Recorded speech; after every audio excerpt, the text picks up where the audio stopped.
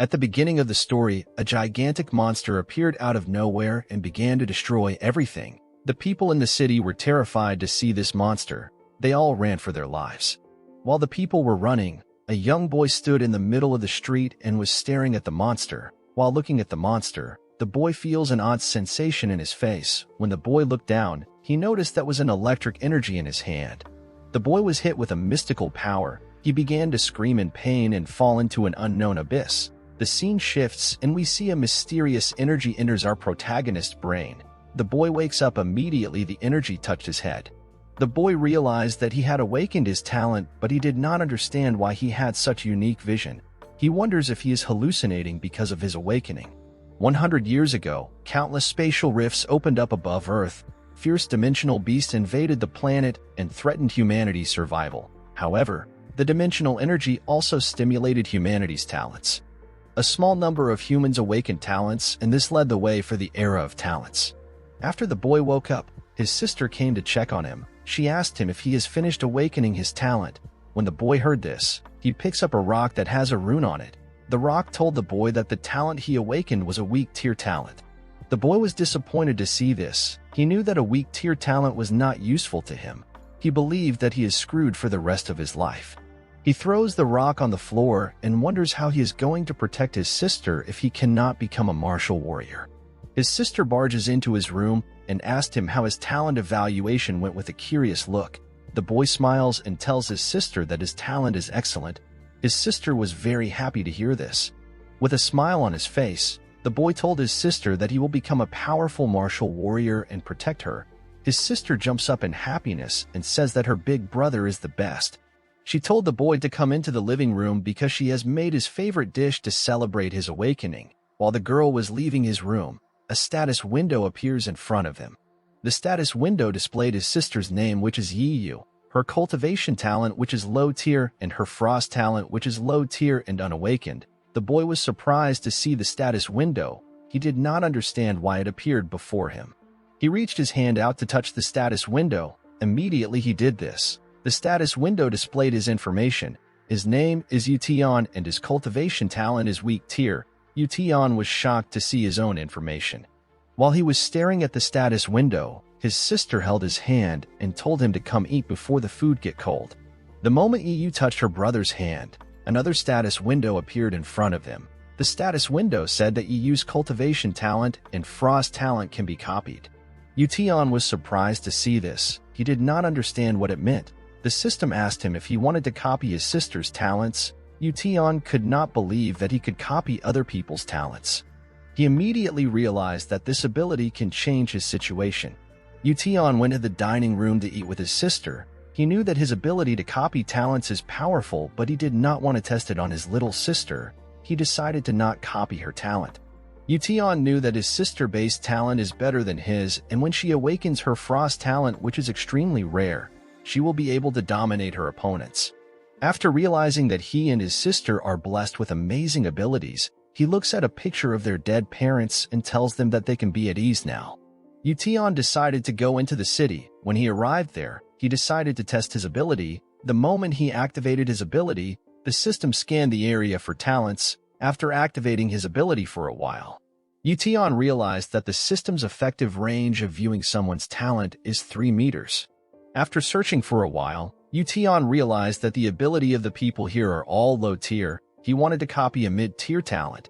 He decided to go to the academy to check for talents. He knew that he could enter the academy since he also awakened a talent even though the talent is a weak tier talent. Ye Tian knew that copying someone's talent might also cause his talent to change, so he cannot apply to an academy that requires a talent evaluation. He decided to go to the Linhai Base 5th Academy. Ye Tian knew that there will be a lot of people at this academy who have mid-tier talent. He smiles when he realized that he will be stronger than all the people at this academy thanks to his copy talent.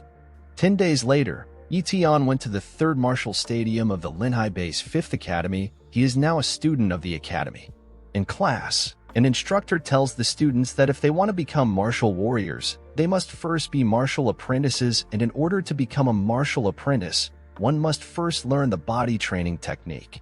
The instructor decided that he will teach them the body training technique today. He told the students that they have succeeded in learning the technique once they managed to create an air vortex in front of their chest.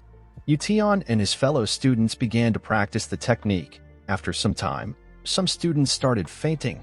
A chubby boy next to Ye Tian informs the instructor that some students are passing out. The instructor tells the boy to ignore the useless pieces of trash and focus on himself. Ye Tian was surprised that he was not able to create an air vortex. He wondered if his talent is too low to help him cultivate. After all the students fainted and Ye Tian was the only one left practicing, the instructor tells them that the class is over. He reveals to the students that they are the worst students he has ever taught in his life.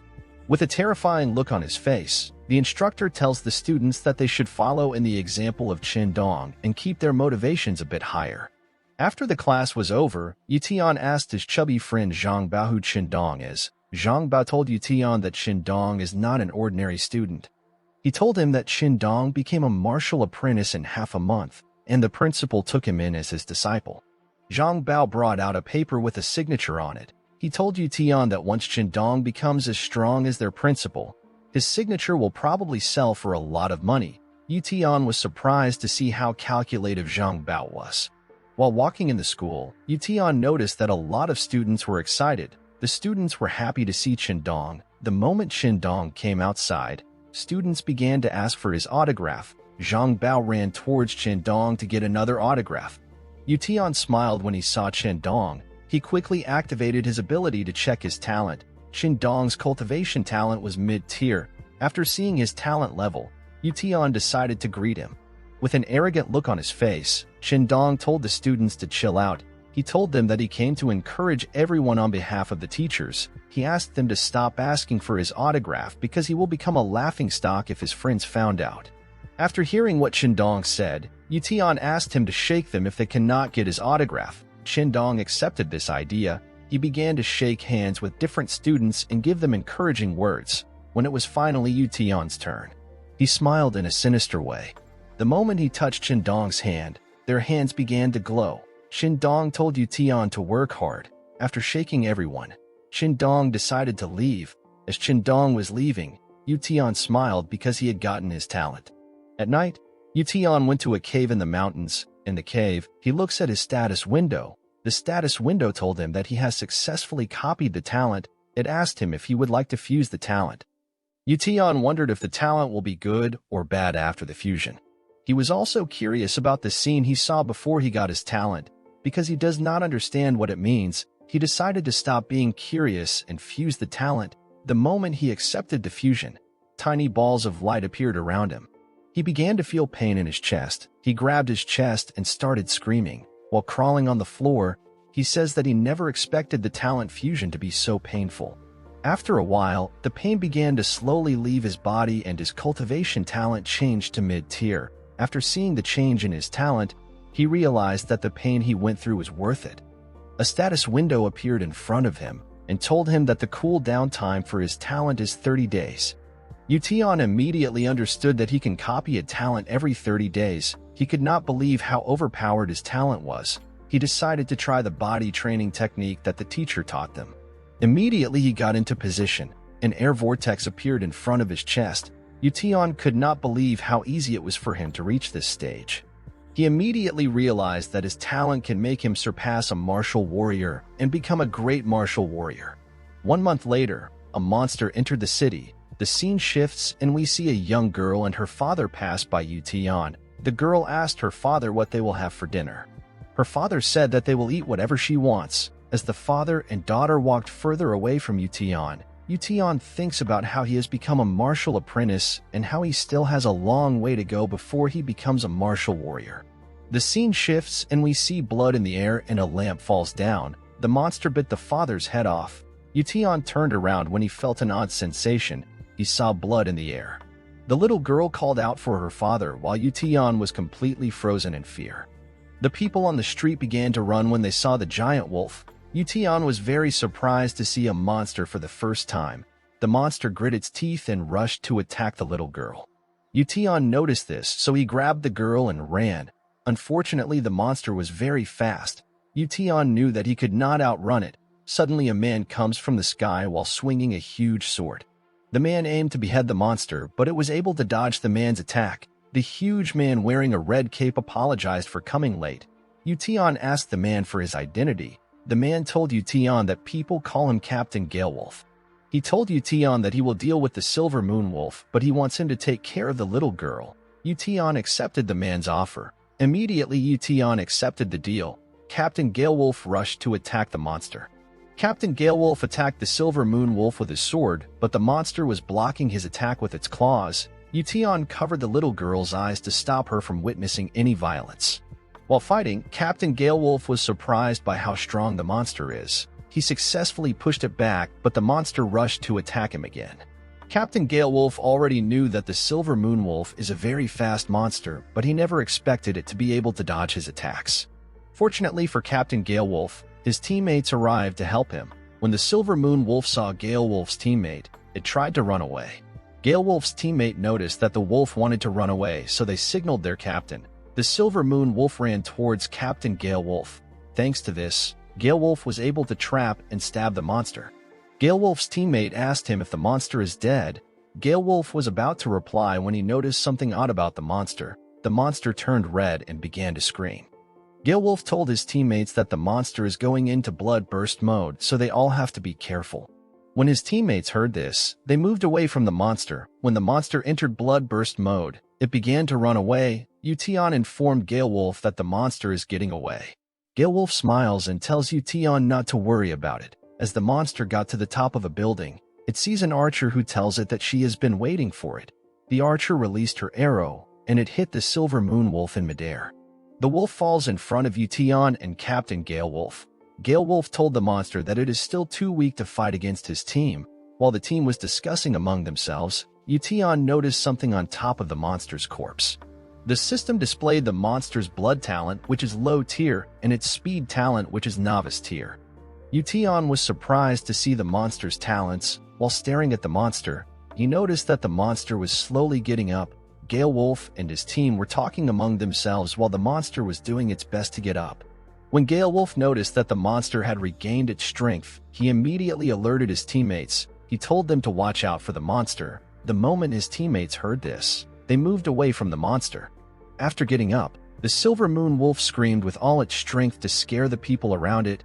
Galewolf's teammates asked him for their next course of action. Galewolf told them not to worry because the monster is in a weakened state. He told them that he will deal with the monster himself.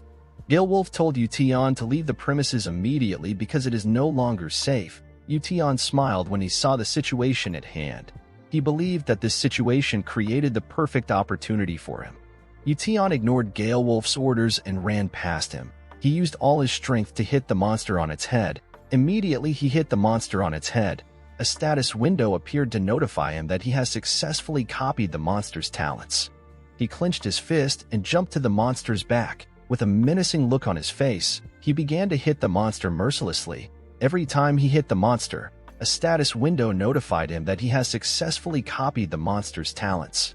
Even after he was notified that he has successfully copied the monster's talents, he continued to attack the monster endlessly. The moment Ye Tian saw the monster's blood, he smiled like a crazy person. He put his hand up and was ready to hit the monster again, but Galewolf stopped him and told him that the monster is already dead.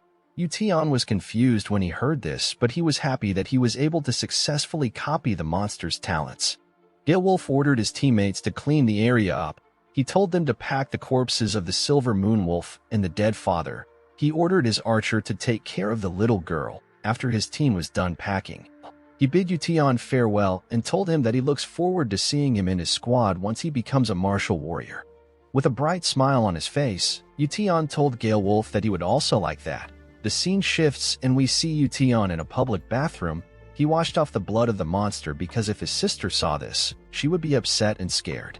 Ye Tian looked at the mirror and noticed how cold his gaze had become. He decided to head home.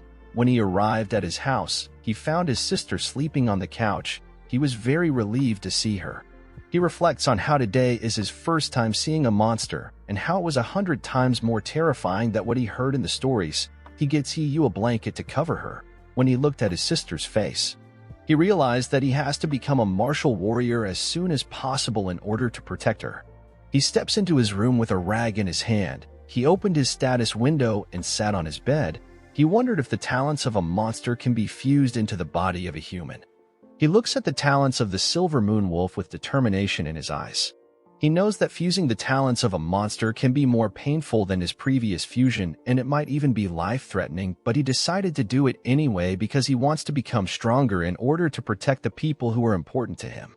He puts the rag in his mouth and prepares to fuse the talent. The moment Ye Tian began to fuse the speed talent, his bones began to break apart. Ye Tian's legs shattered and broke into pieces. The rag fell out of his mouth and he screamed in pain. When Ye Tian looked at his legs, all he could see was blood on the floor. He thought that his talent copying failed. He slowly closed his eyes and began to lose consciousness. He thought that he was going to die. He could not believe that he was going to leave his sister in this horrible world. The scene shifts and we see Ye Tian wake up the next morning. He was surprised that he was still alive. He wondered about what happened to him. He looks at his legs and noticed that it is completely healed. He decided to test his leg out by standing up, but instead, he made a clean, fast kick. He was surprised by how light his body had become. When he looked at his status window, he realized that he has successfully copied the speed talent. In a forest next to the academy, Ye Tian decided to test his new ability. He ran at an incredible speed that made it look like lightning was coming out of his legs. Ye Tian was very excited to use his new talent. He could not believe that he could get a view of the world in such a different way. After running for a while, he jumps down from a mountain and lands on his feet. He was convinced that the talent of the silver moon wolf is very amazing. After testing his new ability to his satisfaction, he sits on a boulder and began to practice. He reflects on how his speed is now comparable to that of a martial warrior, but his overall power is still severely lacking. He wishes that he can find a way to increase the speed of his cultivation. While he was cultivating, Zhang Bao came to greet him. He told Ye Tian that he has looked all over the academy for him. When Zhang Bao saw Ye Tian's body, he was surprised. He immediately knew that Ye Tian had broken through to the martial apprentice stage. He moves close to Ye Tian and asked him if he wants to get stronger in a much faster way. Ye Tian asked Zhang Bao if he knows a method that can help him. Zhang Bao asked Ye Tian if he has ever drank monster blood. Ye Tian thought that Zhang Bao was crazy when he heard this. He told Zhang Bao that he has never drank any monster's blood. With a smug look on his face, Zhang Bao told Ye Tian that the only reason he improved faster than anyone else was because he drank monster's blood. Ye Tian was surprised when he heard this. He could not believe that monster's blood could improve one's cultivation speed. He felt bad when he realized that he could have gotten a lot of blood from the silver moon wolf. Zhang Bao revealed to Ye Tian that he has a way of getting their hands on some monster's blood. He asked Ye Tian if he is interested. With a curious look on his face, Ye Tian asked Zhang Bao to tell him the method. Zhang Bao revealed to Ye Tian that the higher-ups of the Linhai base have opened up a new wild zone outside the city, and they have designated it as an exam area for their 5 major academies. The prize for the exam is monster blood. Ye Tian asked Zhang Bao for the level of the new wild zone. Zhang Bao told him that the wild zone is a low-level one, and most of the monsters have already been cleared out. All that is left are the beasts, which are descendants of the monsters. After hearing out Zhang Bao, Ye Tian believed that the opportunity was worth a try. Zhang Bao asked Ye Tian if he wants to join his squad in order for them to get the monster blood together. Ye Tian had a look of displeasure on his face when he heard Zhang Bao's offer. Zhang Bao was surprised to see the look of Ye Tian's face. He told Ye Tian that he revealed this secret to him because he considers Ye Tian a good friend. Ye Tian smiles and tells Zhang Bao that he will join his squad next time. Immediately he said this. He decided to leave. Zhang Bao was sad to hear this. He told Ye Tian that he never expected him to be so cold-hearted. While walking, Ye Tian contemplates on how teaming up with others can be dangerous, especially if people find out about his special ability. He decides that he has to go on this mission alone. He assures himself that he will definitely get the monster blood and break through to the martial warrior realm. A month later, Ye Tian went to his instructor's office. His instructor asked him for the reason he came to sign up if he had not received the exam invitation. He asked Ye Tian if somebody leaked the information about the exam to him. Ye Tian told the instructor that he has already become a martial apprentice, so he is qualified to attend the exam. With a villainous smile on his face, the instructor told Ye Tian that he wanted the students to live longer, but it seems that they are eager to die. He threw a paper at Ye Tian's face. When Ye Tian picked up the paper, he saw that a contract was written on it. This contract is called the Life Responsibility Agreement. The instructor told Ye Tian that he has to sign this contract if he wants to take this exam. Ye Tian became silent when he heard this. The instructor took Ye Tian's silence as him being scared. He shouted at Ye Tian and told him to piss off if he is afraid to die. The scene shifts and we see Ye Tian leaving the instructor's office with a smile on his face. Ye Tian signed the contract. After Ye Tian left, the instructor smiles and says that this exam was not made for poor students like them. He said that the students will regret their decision. The scene shifts and we see Ye wake up in the morning. She was about to head into Ye Tian's room to wake him up when she noticed that there was a lot of food on the table. She was surprised to see the different dishes that Ye Tian cooked. She wondered what occasion Ye Tian was celebrating for him to cook so much food. While looking at the different dishes, she sees a yellow paper on the table. The paper contained a message written by Ye Tian. Ye Tian wrote that his school has an event and he will be back in 3 days' time. Ye was surprised to see the message. She wondered what kind of school event takes 3 days. She hoped that her brother won't be in danger. The scene shifts and we see an abandoned ruined area.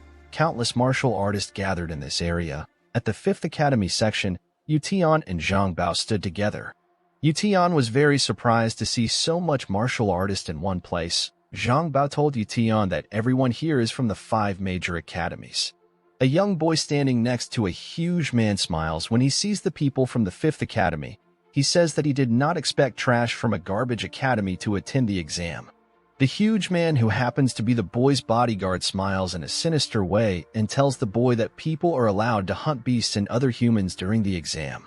The boy was happy to hear this. He says that the weak should feel blessed that they are hunted by the strong. Zhang Bao points at the rude boy and tells Ye Tian that the boy's name is Mo Xiaobei and he is a genius from the 1st Academy. He told Ye Tian that Xiaobei is the strongest of the younger generation of the Mo family. When Ye Tian heard that Xiaobei was from the Mo family, he understood why he is arrogant. While Ye Tian and Zhang Bao were talking, a young boy enters the 1st Academy's camp with his sword. The people of the 1st Academy were annoyed to see this. They began to yell at the boy. The boy walked up to Xiaobei and told him to stand in front of him because he wants to chop Xiaobei into pieces. Xiaobei smiled and asked the boy if he wants to lose to him again. When Ye Tian saw how the boy behaved to Xiaobei, he asked Zhang Bao for the boy's identity. Zhang Bao told Ye Tian that the boy's name is Li Yunqing, and he is a genius swordsman from the 2nd Academy. Yunqing has been defeated by Xiaobei in the past. When Ye Tian's instructor saw Yunqing, he got angry. He believed that Yunqing was another ignorant peasant who did not know his place. He told his students to focus on themselves and stop messing around. Ye Tian was angry to hear this. He could not believe that his instructor was so stupid. He began to cheer for Yunqing. He told Yunqing to do his best. Yunqing was surprised to see someone cheering for him. He wondered if Ye Tian was not afraid of Xiaobei. As Yunqing and Xiaobei's fight was getting heated, someone used a microphone to tell the students that fighting outside the wild zone is prohibited. Anyone who disobeys this rule will be disqualified from the exam. Yunqing was angry to hear the announcement. He told Xiaobei that he will let him live longer. He put his sword away and told Xiaobei that he will beat him senseless once they step into the wild zone. Xiaobei smiled and called Yunqing an undisciplined mutt. Yunqing walked up to Ye Tian and told him that he has a lot of courage to be cheering him on. He asked Ye Tian for his name. Ye Tian introduced himself to Yunqing and told him that he is from the 5th Academy. Ye Tian activated his ability and was able to see Yunqing's talent. Yunqing had a low-tier cultivation talent and a mid-tier sword talent. Ye Tian was surprised to see a decent sword talent. He reached his hand out to shake Yunqing. He told Yunqing that he should make sure that he surpasses Xiaobei in the exam. Yunqing was happy to hear this. He shook Ye Tian's hand and told him that he should also do well in the exam. The moment Yunqing shook Ye Tian's hand, a status window appeared in front of Ye Tian to notify him that he has successfully copied the talent. After a while, an announcer used a microphone to tell people that the exam has begun. 2 large men opened the gates of the wild zone and the announcer told the 1st Academy students to enter first. Immediately he said this. Xiaobei and his fellow students rushed into the wild zone. Zhang Bao was very excited to see that the exams had begun. He told Ye Tian that he has to find his teammates. He told him that he will meet him in the wild zone later. Ye Tian told him to be careful in the wild zone. While stretching his body, Yunxing told Ye Tian that the first academy gets to enter the wild zone first. After that, the second academy which he belongs to will enter, and the fifth academy will go in last. Yunxing told Ye Tian that the world is such a cruel and unfair place. After saying this, he bid Ye Tian farewell. Immediately Yunxing left. Ye Tian ran into a forest. After running for a while, Ye Tian stopped when he felt that he had completely escaped the eyes of people. He put his weapons down and opened his status window. The system asked him if he would like to fuse the mid-tier sword talent. Ye Tian accepted this offer. Immediately he did this, he began to feel pain all over his body. After already going through this pain twice before, Ye Tian was slowly getting used to it. He fell on his knees and grit his teeth. He says that he must become stronger. After a while, a bright light shined and Ye Tian's pain slowly left his body. He stood up and brought out a sword to test his new power. The moment he started using his sword, he began to cut down the trees around him at a shocking speed.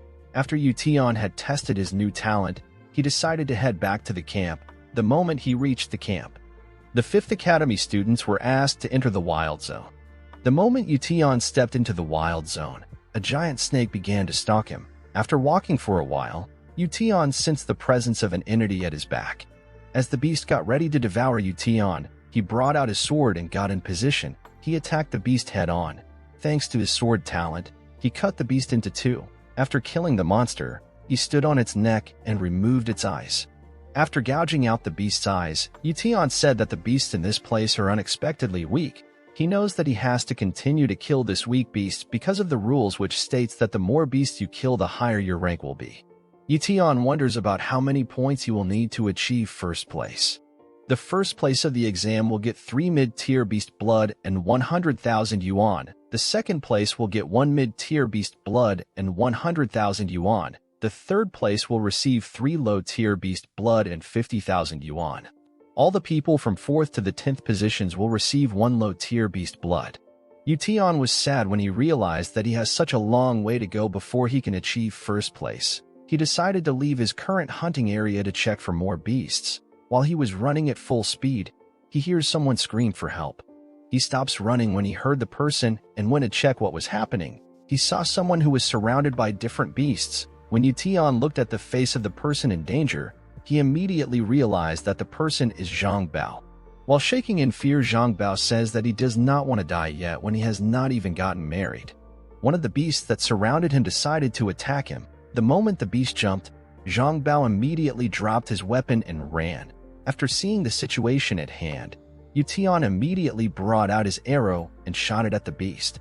The arrow hit the beast in its stomach. Zhang Bao was shocked to see this. Immediately Ye Tian killed the beast. He jumped down and told Zhang Bao that he wants to kill the remaining beasts and get the points for himself. Zhang Bao was surprised to see Ye Tian. He told Ye Tian to run away because he is no match for the Fang Wolves. Ye Tian activated his speed talent and ran into the middle of the Fang Wolves. The wolves decided to attack Ye Tian together. Ye Tian brought out his sword and activated his sword talent. He used a technique called cut to split the beast into two. Zhang Bao could not believe what he was seeing. He could not believe that Ye Tian was so powerful. After slaying the beasts, Ye Tian began to remove their body parts. He asked Zhang Bao if he is allowed to take the fangs of the wolf. Zhang Bao told him to take everything. Ye Tian asked Zhang Bao if he is going to continue hunting in his current state. Zhang Bao told Ye Tian that he has given up and will no longer hunt. He told Ye Tian that the exam is too dangerous and that he is lucky to be alive. More importantly, all his teammates are heavily injured, so he needs to take them out as soon as possible. He said that his teammates need to survive at least. With a look of relief on his face, Ye Tian tells Zhang Bao that he made the right decision. After saying this, Ye Tian decided to leave. Zhang Bao stops him and tells him to be careful because there is a pseudo-beast in the area. Ye Tian was surprised to hear this. The strongest beasts are called fierce beasts. After the fierce beasts, pseudo-beasts are the second strongest and average beasts are the weakest. Zhang Bao told Ye Tian that the students of the first academy are fighting a spotted snake that is over 10 meters. This snake is a pseudo-beast. Zhang Bao told Ye Tian that the pseudo-beast is worth 500 points. Ye Tian was extremely happy to hear this. He grabbed Zhang Bao and asked him for the direction to the beast. Zhang Bao told Ye Tian that the beast is in the southeast part of the wild zone.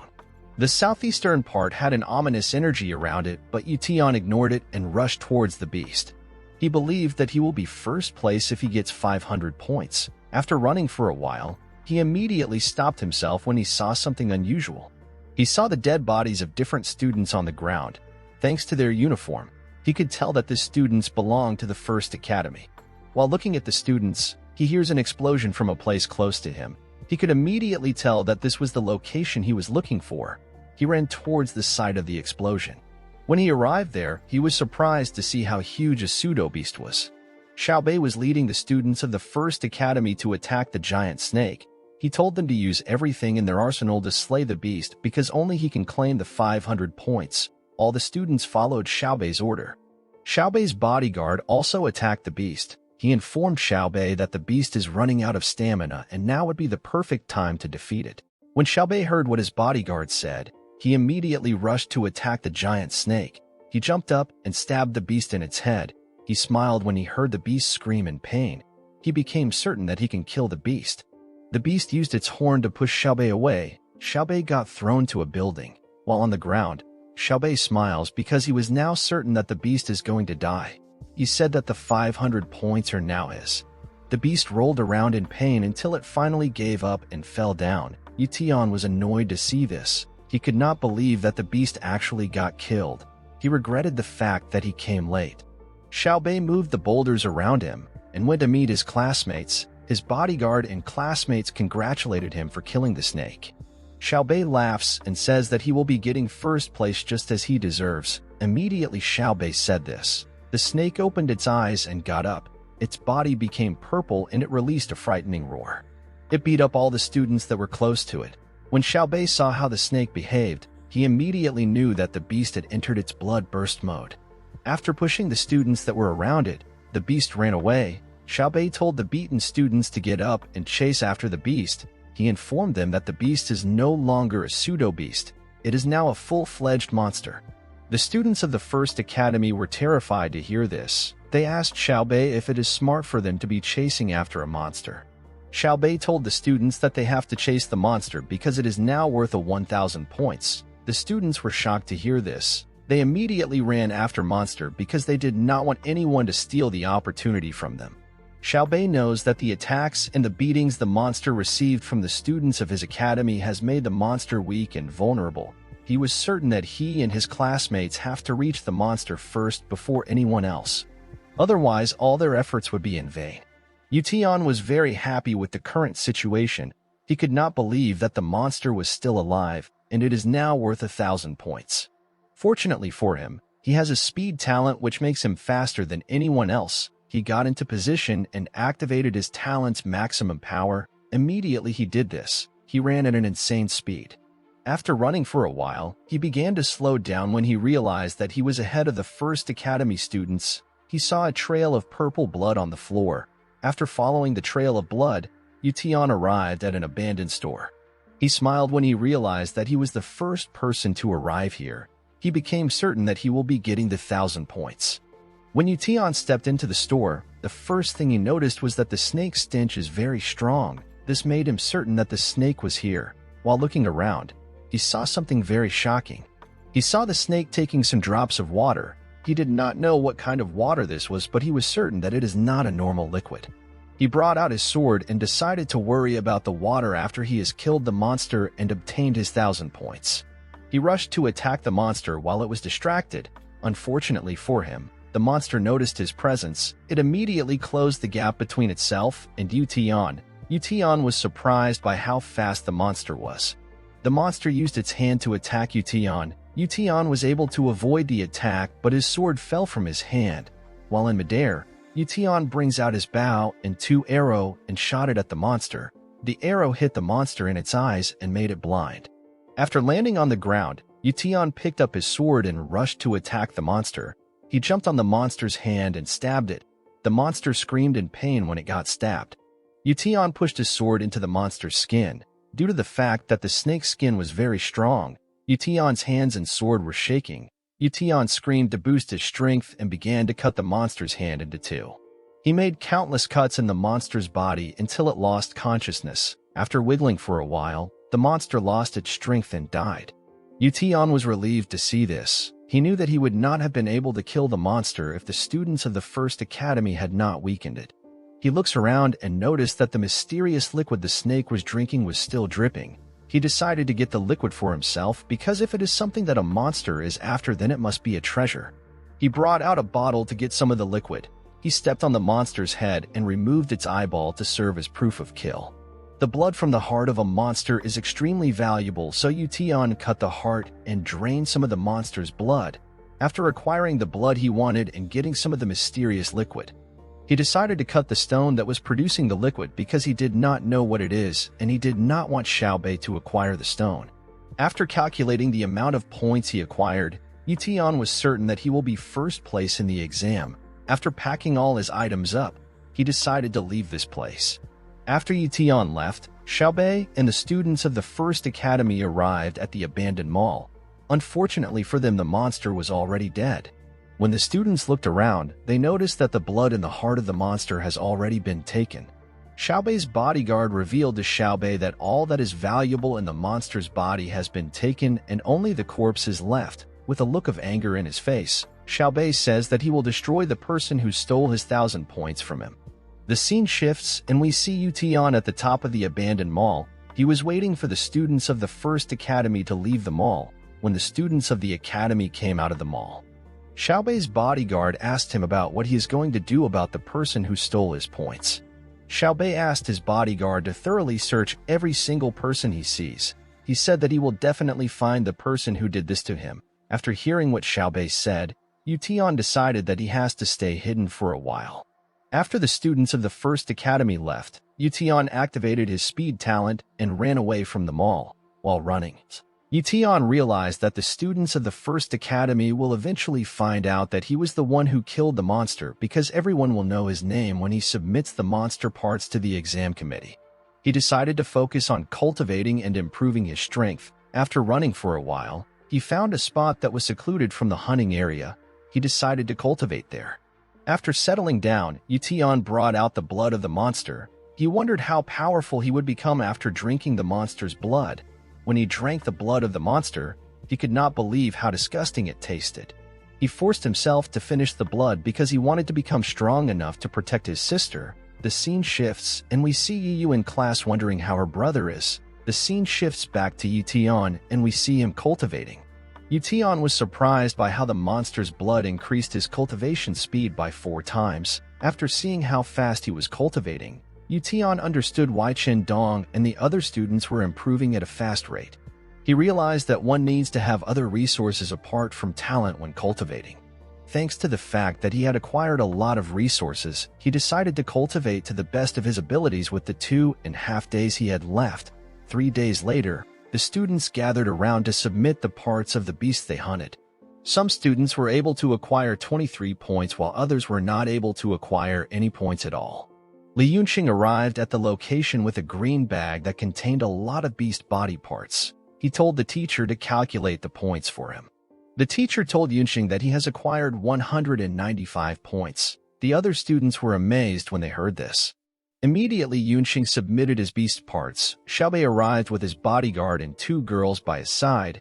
He said that people should not be impressed with just 195 points. He told Yunqing that he overestimated him.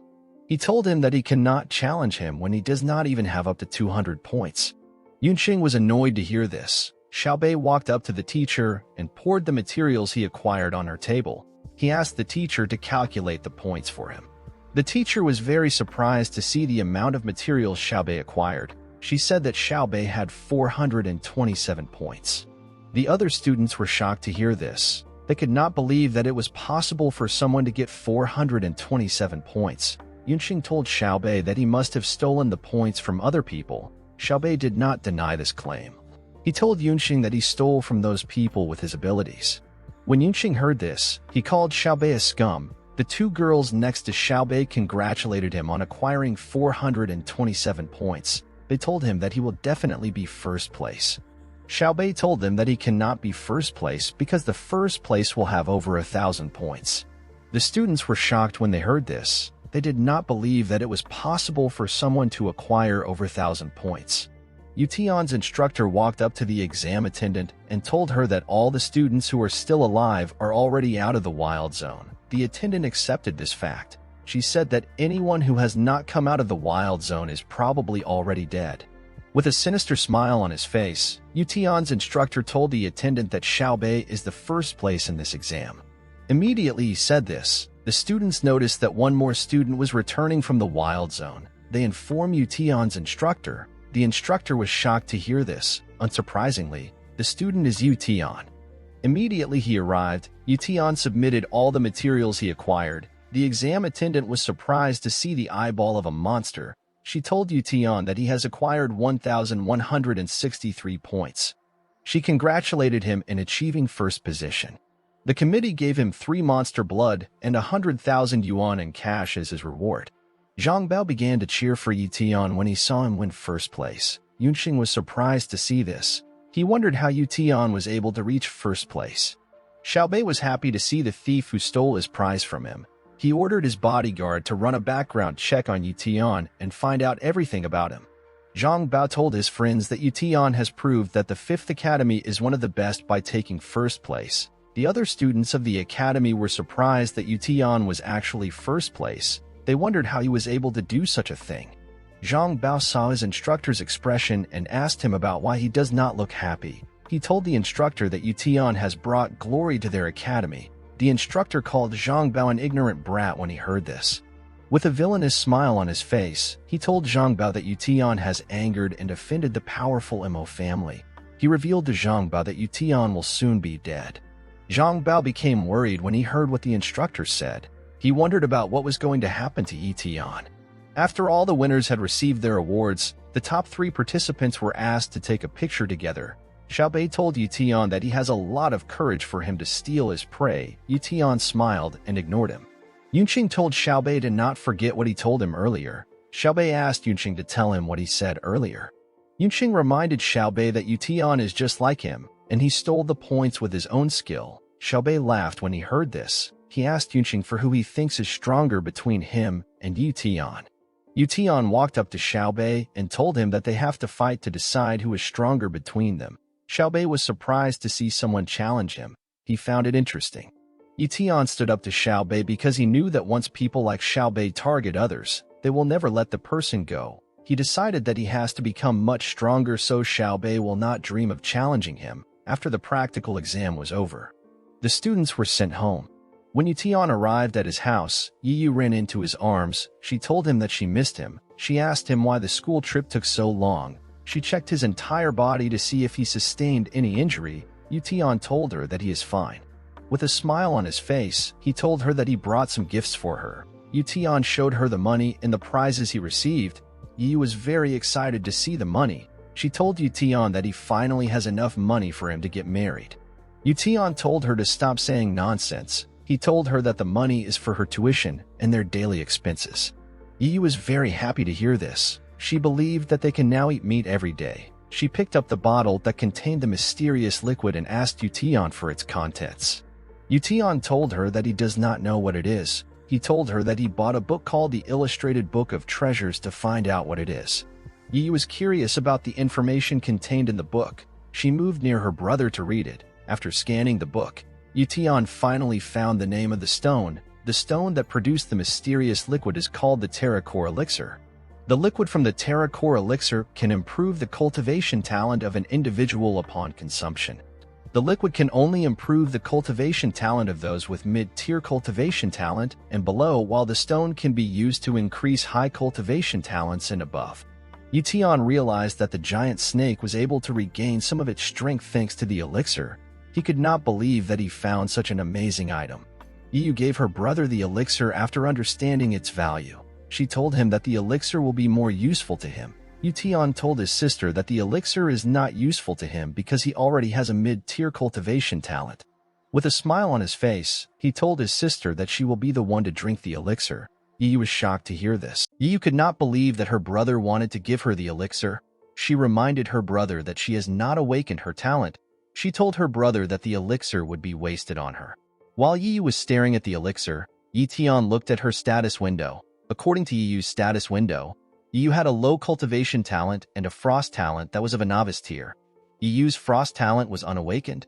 Ye Tian was certain that the Terra Core elixir would improve his sister's cultivation talent if she drinks it. Unfortunately, Ye Tian did not know how much of an improvement his sister would have. While Ye Tian was thinking, Yu advised her brother to sell the elixir. She told her brother that they will receive a lot of money if they sell it because the elixir is an amazing item. Ye Tian told his sister that the Terra Core elixir is produced from the Terra Mordile stone. He told his sister that he has destroyed the stone. Ye Tian revealed to his sister that the buyer will also ask for the Terra Mordile stone. He told his sister that the buyer will not believe him if he says that he has destroyed the stone. Ye Tian told his sister that selling the stone can cause unwanted problems for them. With a smile on his face, Ye Tian told his sister that the buyers will try to kill him in order to get the stone. Yu was sad to hear this. She told her brother that he messed up by destroying the stone. Ye Tian took the elixir from his sister and told her that it will be a waste if she does not drink it. Ye Tian grabbed his sister's mouth and began to pour the elixir down her throat. Yu told her brother that he is squeezing her mouth too hard. After feeding his sister the elixir, Ye Tian asked her to tell him how she is feeling. She told her brother that she is feeling warm and comfortable. Ye Tian was surprised to hear this. When he looked at his sister's status window, her cultivation talent was still the same. Ye Tian was surprised to see this. He wondered if the book described the wrong thing to him. Yu moved up to the chair. She told her brother that she is feeling quite sleepy. She told Ye Tian that she will make dinner after taking a nap. Ye Tian told his sister to enjoy her nap. Ye Tian did not understand what was going on. He decided to check on his sister later. He believed that the elixir had not yet taken its effects. 1 hour later, we see Ye Tian cultivating in the house.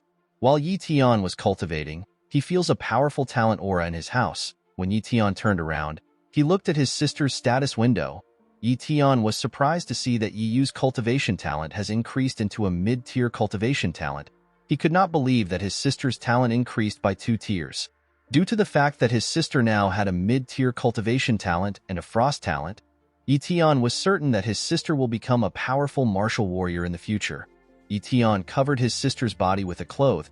He picked up the blood of the monster and said that he will destroy Xiaobei. Ye Tian went into his room and drank his monster blood. Ye Tian was annoyed to see how horrible the blood tasted. He quickly ate some peanuts to wash down the horrible taste. Ye Tian was excited to see how strong he would become after he cultivates. He quickly sat in a lotus position and began to cultivate. Immediately Ye Tian began to cultivate. He noticed that his cultivation speed has increased by 8-fold. Ye Tian was shocked to see this. He could not believe that a mid-rank monster would have such an effect on his body. Ye Tian was certain that he could become a martial warrior in a month if he had enough blood. Unfortunately for Ye Tian, he only had 2 bottles of blood left. 10 days later, we see Ye Tian cultivating at the academy. While Ye Tian was cultivating, Zhang Bao runs to meet him. Ye Tian did not understand why Zhang Bao was in such a hurry. He asked Zhang Bao to tell him what happened. While doing his best to catch his breath, Zhang Bao mentioned Xiaobei's name. Ye Tian stood up when he heard Xiaobei's name. He assumed that Xiaobei was at the academy. Zhang Bao told Ye Tian that Xiaobei has gone into seclusion in order to break through to the martial warrior realm. Zhang Bao told Ye Tian that Xiaobei will come for revenge once he has entered the martial warrior realm. After hearing what Zhang Bao said, Ye Tian sat down. Zhang Bao was annoyed to see this. He could not believe that Ye Tian was not panicking. Ye Tian was no longer bothered because Xiaobei was not at the academy. Ye Tian remembered that Xiaobei had a mid-tier talent just like him. Ye Tian realized that Xiaobei could actually become a martial warrior in a month. Zhang Bao revealed to Ye Tian that Xiaobei will easily kill him if he becomes a martial warrior. Ye Tian asked Zhang Bao to not worry. He told Zhang Bao that he is also training. Zhang Bao did not understand what was coming out of his friend's mouth. He reminded his friend that Xiaobei is from a powerful family. He told Ye Tian that Xiaobei has access to a large amount of resources. Zhang Bao told Ye Tian that he does not have anything other than his 3 monster blood. Ye Tian told Zhang Bao that he has already used the monster blood. Zhang Bao was shocked to hear this. He realized that his friend was going to die. He told Ye Tian that he will take care of his sister once he is gone. The only resources which Ye Tian had left were the viper's blood and the blood from its heart. Ye Tian was certain that he could reach the advanced martial apprentice rank with the blood. This rank is only 1 rank away from the martial warrior realm. Unfortunately for Ye Tian, he could not enter the martial warrior realm with his current resources. Fortunately for Ye Tian, his speed talent and his sword talent will give him enough strength to fight a full-fledged martial warrior. The scene shifts and we are taken to the Mo family estate. At the estate we see a man guarding a vault. While the man was standing in front of the vault began to crack. When the vault finally breaks, we see someone step out of it. This person turns out to be Xiao Bei. Xiao Bei's guard comes to greet him. He congratulated Xiao Bei on becoming a martial warrior. With a unique aura surrounding his body, Xiao Bei glared at his bodyguard. After stepping out of the vault, Xiao Bei went to his room. Inside his room, two maids come to clothe him. While Xiao Bei was getting dressed, his father and a guard step into his room. Xiao Bei was surprised to see his father. Xiao Bei's father was happy to see that his son had entered the martial warrior realm. Xiao Bei's father's name is Mon. He is an elite martial warrior who is in the mid-stage. He is one of the 10 elders of the Presbyterian Church. And grabbed his son by his shoulder. He congratulated him on his success. Xiao Bei smiled when he saw the look on his father's face. He told his father that he will never bring shame to their family, and told Xiao Bei that the great ancestor wants to reward him for his success. Xiao Bei knelt down when he heard this. He thanked his father for his teachings and support. He told his father that he is blessed to have him as a parent, and laughed when he heard this. He asked his son to stand up, and asked his guard to go to the kitchen and check the food and drinks. Before his guard could move, and told him that he will go by himself, and told his son that he has prepared his favorite dishes for him. He asked Xiao Bei to eat when he is free. Xiao Bei thanked his father for his kindness, after talking to his son, and left his room. When his father left the room, Xiao Bei asked his guard if he has done what he asked. With a villainous smile on his face, Xiao Bei's bodyguard told Xiao Bei that Ye Tian is a kid who does not have any parents or backings. He told Xiao Bei that they can deal with Ye Tian anyhow they want. Xiao Bei was surprised to hear that Ye Tian is a loser who does not have a background. He assumed that Ye Tian would have formidable backings. Xiao Bei told his bodyguard to send someone to kill Ye Tian. Xiao Bei's bodyguard was shocked to hear what his young master said. He reminded Xiao Bei that the base is completely different from the wild zones. He told Xiao Bei that their family cannot afford to kill someone carelessly due to the aftermath of such an action. Xiao Bei sat on a chair. While he was on the chair, a maid poured him a drink. Xiao Bei told his bodyguard that they do not need to kill Ye Tian with the family's name. With a smile on his face, Xiao Bei asked his bodyguard to hire a shadow assassin. He told his bodyguard that no one will be able to trace the attack to them. Xiao Bei's bodyguard was shocked to hear what his young master said. He told Xiao Bei that it will cost them 1,000,000 yuan to hire a shadow assassin. He asked Xiao Bei if Ye Tian is worth such a large amount of money.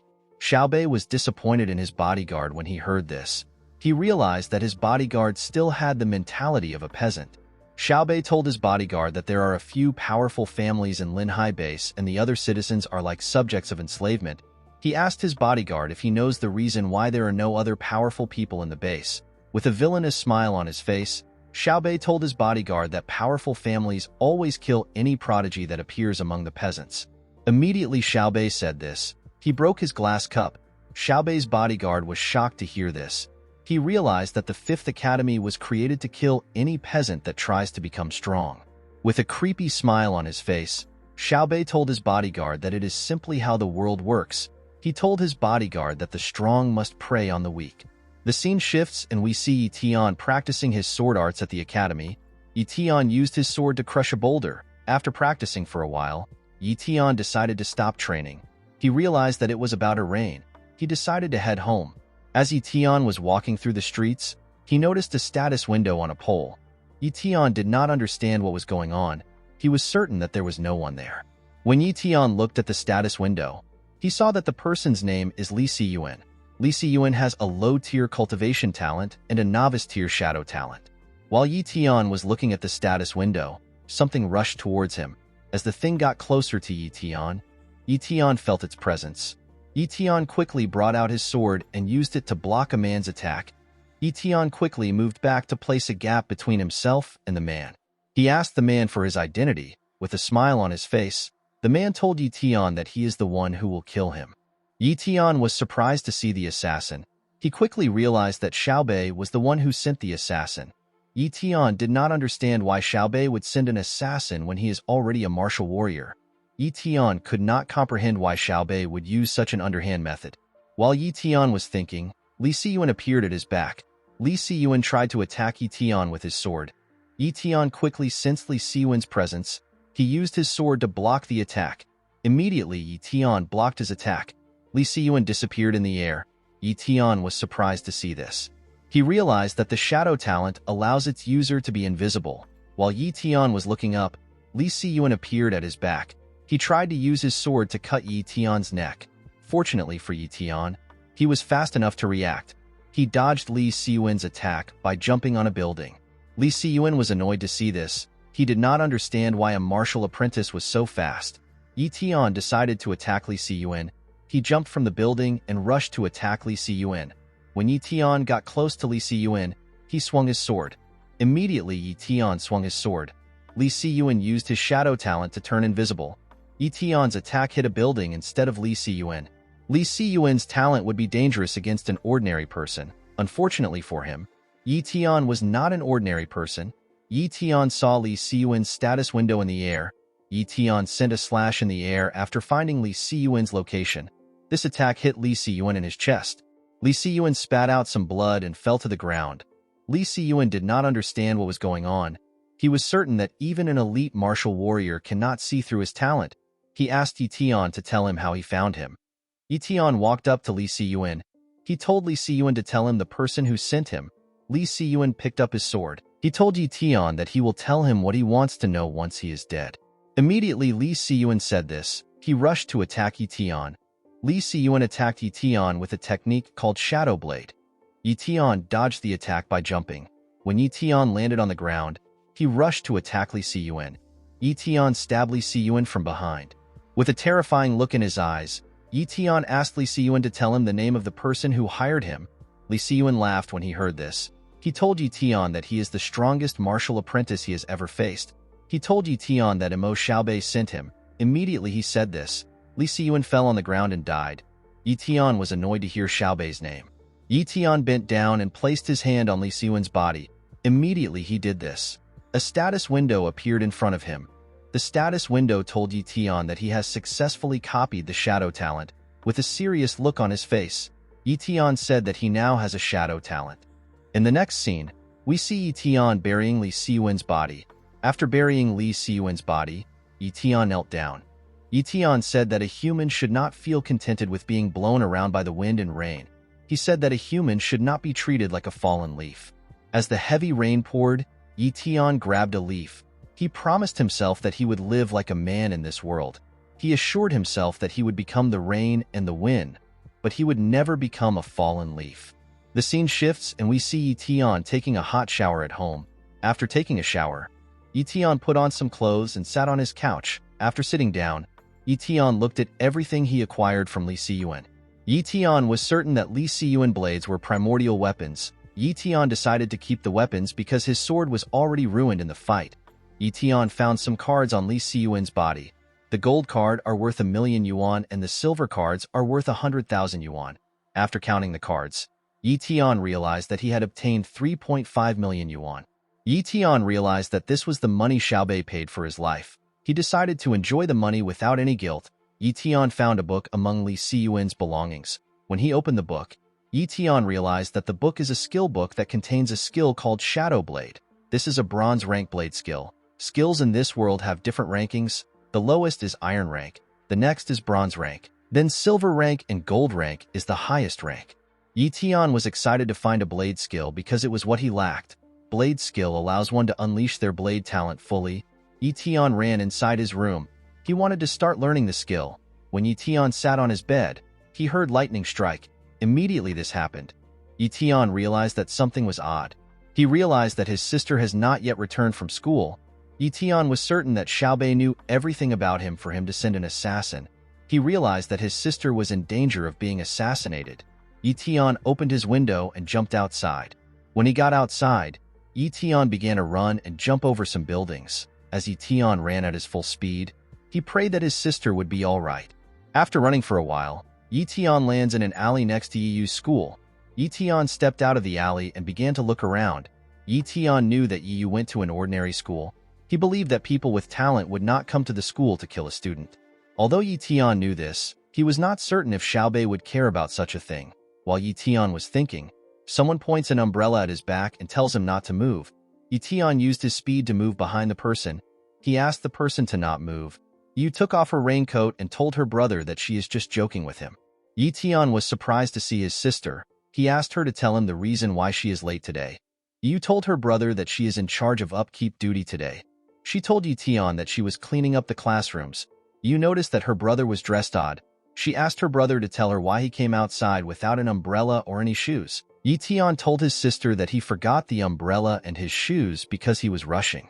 As the siblings headed home, Yu asked her brother to tell her how he appeared behind her. As Ye Tian and his sister walked forward, we see someone watching them from a car. This person turned out to be Xiaobei. Xiaobei was annoyed to see that Ye Tian was still alive. Ye Tian and his sister stopped for a sausage on their way home. After getting their sausage, the siblings continued walking. Yu asked her brother to tell her what he wants to eat. Ye Tian asked Yu to make her signature boiled meat slices. While walking home, Ye Tian noticed that a car was moving behind them. He realized that he and his sister were being followed. At home, we see Ye Tian looking down from his balcony. Yu told her brother that dinner is ready. She asked him to assist her in setting up the table. While Ye Tian was on the balcony, he noticed that the car was packed next to his house. Ye Tian became more suspicious. He decided to stop worrying and assist his sister. In the next scene, we see Yu in class. Yu stood up to solve a question given to her by her teacher. Opposite Yu's school, we see a man standing on top of a building. This man turns out to be Ye Tian. Ye Tian looks down from the building he was on. He noticed that the car was still in the area. Ye Tian was annoyed to see this. He could not believe that someone was following his sister around for 3 days. He could not believe that someone wanted to harm his sister. He believed that Xiaobei had crossed the line. While Ye Tian was looking around, he noticed that the car was driving away from the area. Ye Tian was shocked to see this. He jumped down from the building and began to run after the car. After driving a long distance, the car arrived at an uncompleted building. Ye Tian stood on a long pole when he arrived in the area. He saw a man get out of the car and head into the building. Ye Tian realized that this was the place Xiaobei was in. Ye Tian was eager to see Xiaobei. He activated his shadow talent and headed into the building. Inside the building, we see a man getting beat up by 2 guys. While on the floor, the man begged Xiaobei for forgiveness. He told Xiaobei that he does not have any money. The man assured Xiaobei that he would pay him the money once he has enough. He begged Xiaobei to let him go. Inside the building, we see Xiaobei sitting on some iron rods. Xiaobei told the man that his money will be doubled if he pays tomorrow. He told the man that money is not easy to get. The man got on his knees and begged Xiaobei. He told Xiaobei that his interest rate are too high. The man tried to appeal to Xiaobei. He told Xiaobei that he has elderly parents and young children to take care of. He begged Xiaobei to let him go. While the man was begging Xiaobei, his bodyguard entered the building. Xiaobei asked his bodyguard if he has gotten any news from Li Siyuan. While Xiaobei was questioning his bodyguard, we see that Ye Tian has entered the building. Ye Tian hid in a dark part of the building. Xiaobei's bodyguard told Xiaobei that he has not heard from the shadow assassin. He told Xiaobei that he will try to contact Li Siyuan through someone else. Upon hearing what Xiaobei's bodyguard said, Ye Tian became certain that Xiaobei was the one who sent Li Siyuan to him. Xiaobei walked up to the man who was begging him. He told his bodyguard that people always try to scam descendants of rich families like himself. Immediately he said this, Xiaobei began to hit the man with his leg. Xiaobei's bodyguard was terrified to see what his young master was doing. He told Xiaobei that he will never try to scam him. He told him that he has always served him faithfully. After Xiaobei crushed the man, one of the men in the building checked the man's condition. The man told Xiaobei that his debtor is dead. Xiaobei asked the men to get rid of the man's body. He asked his bodyguard if he knows how to take care of Ye Tian's sister. Xiaobei's bodyguard told Xiaobei that he will take care of Yu by himself. He assured Xiaobei that nothing will go wrong. He told Xiaobei that he does not need to worry. Xiaobei smiled when he heard this. He gathered his energy in his hand and attacked his bodyguard. The bodyguard spat out some blood and fell to the ground. He asked his young master to tell him why he hurt him. With a smile on his face, Xiaobei told his bodyguard that he is suffering the consequences of failing the first job. While Xiaobei was talking to his bodyguard, Ye Tian brings out his weapon and jumps down from his hiding spot. Xiaobei quickly sensed the presence of someone above him. Unfortunately for him, Ye Tian killed him before he could do anything. Ye Tian smiled as he cut Xiaobei's body. The men in the room were shocked to see what happened. They could not believe that their young master was dead. Xiaobei's bodyguard was shocked to see that his young master was killed by someone using a shadow talent. He believed that only one person would have such a talent to kill Xiaobei. He assumed that the killer was Li Siyuan. To his surprise, Ye Tian was the one who came out of the shadows. Ye Tian smiled as he looked the bodyguard in the eye. Xiaobei's bodyguard did not understand what was going on. He could not believe that Ye Tian had a shadow talent. The two men ran away when they saw Ye Tian. The bodyguard told Ye Tian that he has already done his research on him. Xiaobei's bodyguard remembered finding out that Ye Tian had a weak tier talent. He asked Ye Tian to tell him how he was able to kill a martial warrior like Xiaobei. He asked Ye Tian to tell him what happened to Li Siyuan. Ye Tian let out a huge sigh. Immediately he did this, he rushed to attack the bodyguard. As Ye Tian moved closer to him, the bodyguard told Ye Tian that he cannot kill him. Unfortunately for him, this wasn't true. Ye Tian used his weapons to cut the bodyguard down. After killing the bodyguard, Ye Tian brought out a handkerchief from his pocket. He used the handkerchief to clean his blades. After doing this, Ye Tian threw the handkerchief on the floor. The word shadow was written on the handkerchief. Ye Tian put his weapons away and put his hoodie on. He looked at Xiaobei's dead body and told Xiaobei that he messed with the wrong person. After saying this, Ye Tian left the building. An hour later, we see some cars packed outside the building. Inside the building, we see In staring at his son's corpse and could not believe what he was looking at. He asked his men to tell him who killed his son. One of his men picked up Ye Tian's handkerchief and handed it over to In. He told In that Xiaobei was probably killed by a shadow assassin. In was annoyed to hear this. He could not believe that someone sent a shadow assassin to kill his son. He could not believe that someone could do something so inhumane. While In was mourning his son, a man stepped into the building. The men inside the building referred to the man as Old Imo. This old man is Imo Zhongqing. He is the great elder of the wealthy Imo family of the Linhai base. He is also the only great martial warrior in the Imo family. The warrior ranking in this world are martial apprentice, martial warrior, elite warrior, great warrior, and finally grandmaster. In was shocked to see Zhongqing. He knelt down in front of him. He told Zhongqing that the prodigy of the Imo family is dead. Zhongqing asked In to stand up and talk to him. In told Zhongqing that Xiaobei just became a martial warrior and he just finished his celebration banquet. He told Zhongqing that Xiaobei had the potential to become a great warrior. He told him that Xiaobei was going to revitalize their family. While crying, In told Zhongqing that his son met a miserable end. Zhongqing acknowledged the fact that Xiaobei was a genius. He knew that Xiaobei was the Imo family's hope. He told In that their family's position would have become stronger if they were able to produce another great martial warrior. In told Zhongqing that his son must not die in vain. He presented the handkerchief to Zhongqing and asked him to avenge his son.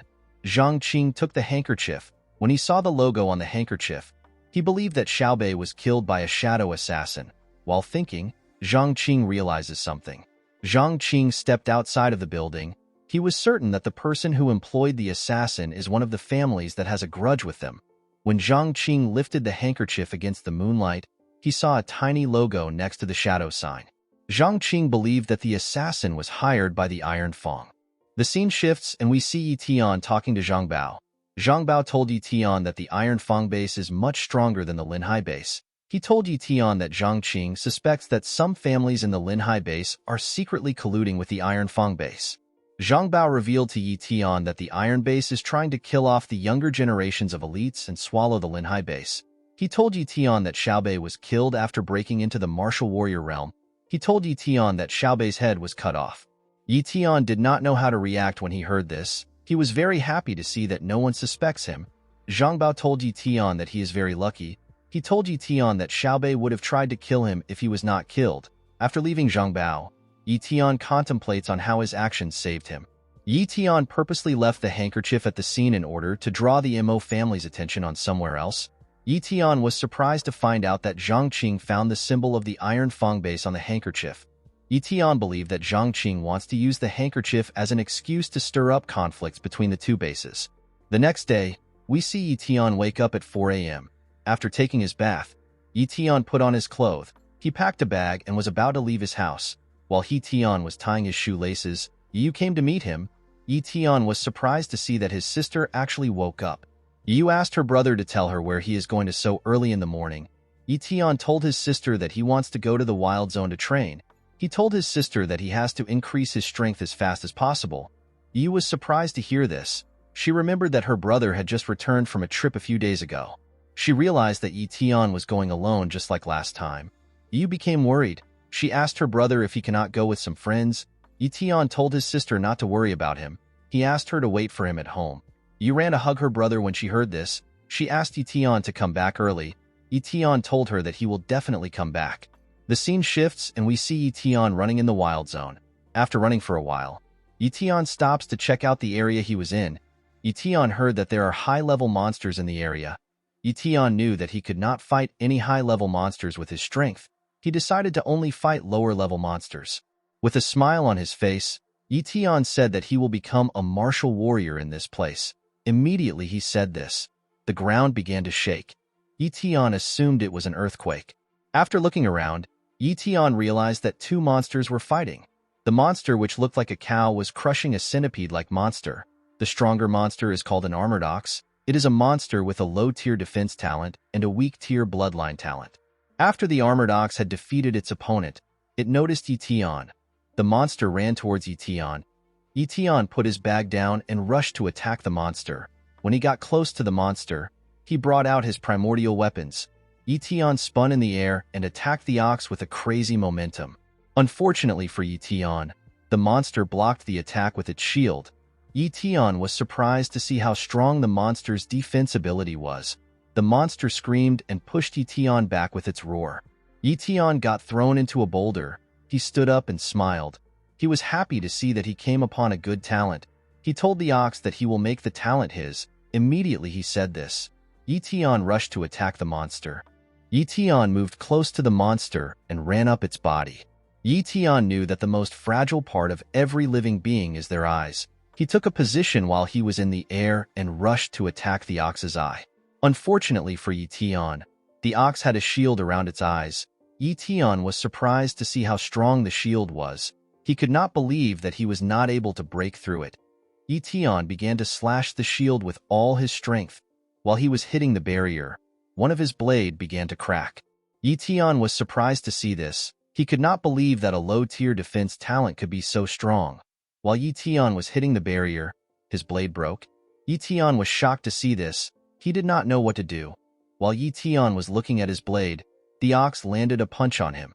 Ye Tian took some damage and flew back. He hit a boulder. Ye Tian realized that the defense talent is quite powerful. Ye Tian wanted this overpowered talent for himself. Unfortunately, his ability could not be used until the next 16 days. Ye Tian stood up from the rubbles and decided to think of his next move. Ye Tian knew that the armored ox was weaker than the silver moon wolf, but it is also above the viper. Ye Tian threw away his broken blade. He realized that he could take down the ox if he is able to pinpoint its weak spot and launch a sneak attack. With a smile on his face, Ye Tian said that he has a chance at victory. A green aura covered his body and Ye Tian activated his shadow talent. Immediately he did this. He ran towards the ox. He began to attack the ox all over its body. Of course, the ox shield blocked his attack. Ye Tian was happy to see that the monster was not able to sense his presence. He realized that the shadow talent is extremely valuable. Unfortunately, Ye Tian's blade skills did not affect the barrier at all. After attacking the monster for a while, Ye Tian realized that he could not find a gap in its defense. Ye Tian stopped attacking and looked around the monster's body. After carefully looking around its body, Ye Tian noticed that the monster had a light defense around its butt. Ye Tian wondered if the butt was the monster's weakness. He decided to attack it. Ye Tian moved close to the monster and used a skill called Shadow Kill to destroy its penis. The monster screamed in pain and fell to the ground. After seeing that he successfully took down the monster, Ye Tian smiled. He was happy to see that his guess was correct. After killing the monster, Ye Tian used his blade to pierce the monster's body and began to drain its blood. While looking at the monster's corpses, Ye Tian realized that no talent will matter once one is dead. After taking a substantial amount of blood, Ye Tian decided to cut the monster's skin and testicles. Ye Tian was willing to cut off any part of the ox that is valuable. Ye Tian first cut off the ox's horns because they were the most valuable parts of the monster. After dissecting the monster, Ye Tian filled his bag with the byproducts. He decided to find a place to cultivate with his current materials. After traveling for a while, Ye Tian arrived at a cave. He settled in the cave and brought out his materials. He brought some monster blood and peanuts made by his sister. With a smile on his face, Ye Tian said that he will be able to enter the martial warrior realm with his current materials. Ye Tian drank some blood and immediately ate some peanuts to wash down the horrible taste of the blood. After drinking the blood, Ye Tian sat in a lotus position and began to cultivate. 20 days later, we see that Ye Tian has drank a lot of monster blood. Ye Tian let out a huge sigh and opened his eyes. The moment he opened his eyes, it began to glow. As a large amount of energy gathered around his body, Ye Tian began to scream. The energy which gathered above the cave was quite large and bright. 2 girls passing the area saw the bright light. A blonde girl who appears to be a servant tells her young miss that someone is trying to enter the martial warrior realm. The young miss smiles when she saw the light. We see that the 2 girls are wearing a hoodie that has a logo of the martial pavilion on it. After experiencing pain for some time, Ye Tian entered the martial warrior realm. Ye Tian was quite impressed to see his new power. After becoming a martial warrior, Ye Tian looked around him and saw the empty bottles that used to contain the ox's blood. He realized that he could now use his copy talent. He picked up his bag and began to run. Ye Tian wanted to copy the ox's defense talent. When he arrived at the place which he defeated the ox, he saw the monster's bones. Ye Tian placed his hands on the bones and tried to copy the monster's talent. Unfortunately for Ye Tian, a status window appeared in front of him and told him that he could not copy the talent of his target. Ye Tian was surprised to see this. He realized that his ability does not work on things that have become bones. Ye Tian was sad to see this. He regretted cutting the monster's body into so many pieces. While Ye Tian was staring at the monster, the 2 girls looked at him from afar. The blonde girl asked her young lady if Ye Tian was the one who killed the ox. The young lady told her assistant that Ye Tian just became a martial warrior. She told her assistant that the monster was killed before Ye Tian became a martial warrior. The assistant believed that what her young lady said was right. She assumed that Ye Tian could not kill the monster because he was a martial apprentice when the monster was still alive. The assistant told her young lady that Ye Tian is quite bold to enter such a dangerous area while he was still a martial apprentice. Ye Tian walked up to an oasis which was in the area. He took off his clothes and prepared to take a bath. It had been 20 days since Ye Tian last took a bath. He was happy to take a bath. The 2 girls were shocked to see Ye Tian in his underwear. They decided to leave the area. After the girls left, Ye Tian jumped into the water. The scene shifts and we are taken to the martial market of the Linhai base. At the market, we see several people trading with each other. Among the countless stores in the market, one store stood out as the largest. Ye Tian decided to go into this store. This store is the martial pavilion. As Ye Tian headed into the martial pavilion, he passed by the young lady and her assistant. The assistant quickly recognized Ye Tian.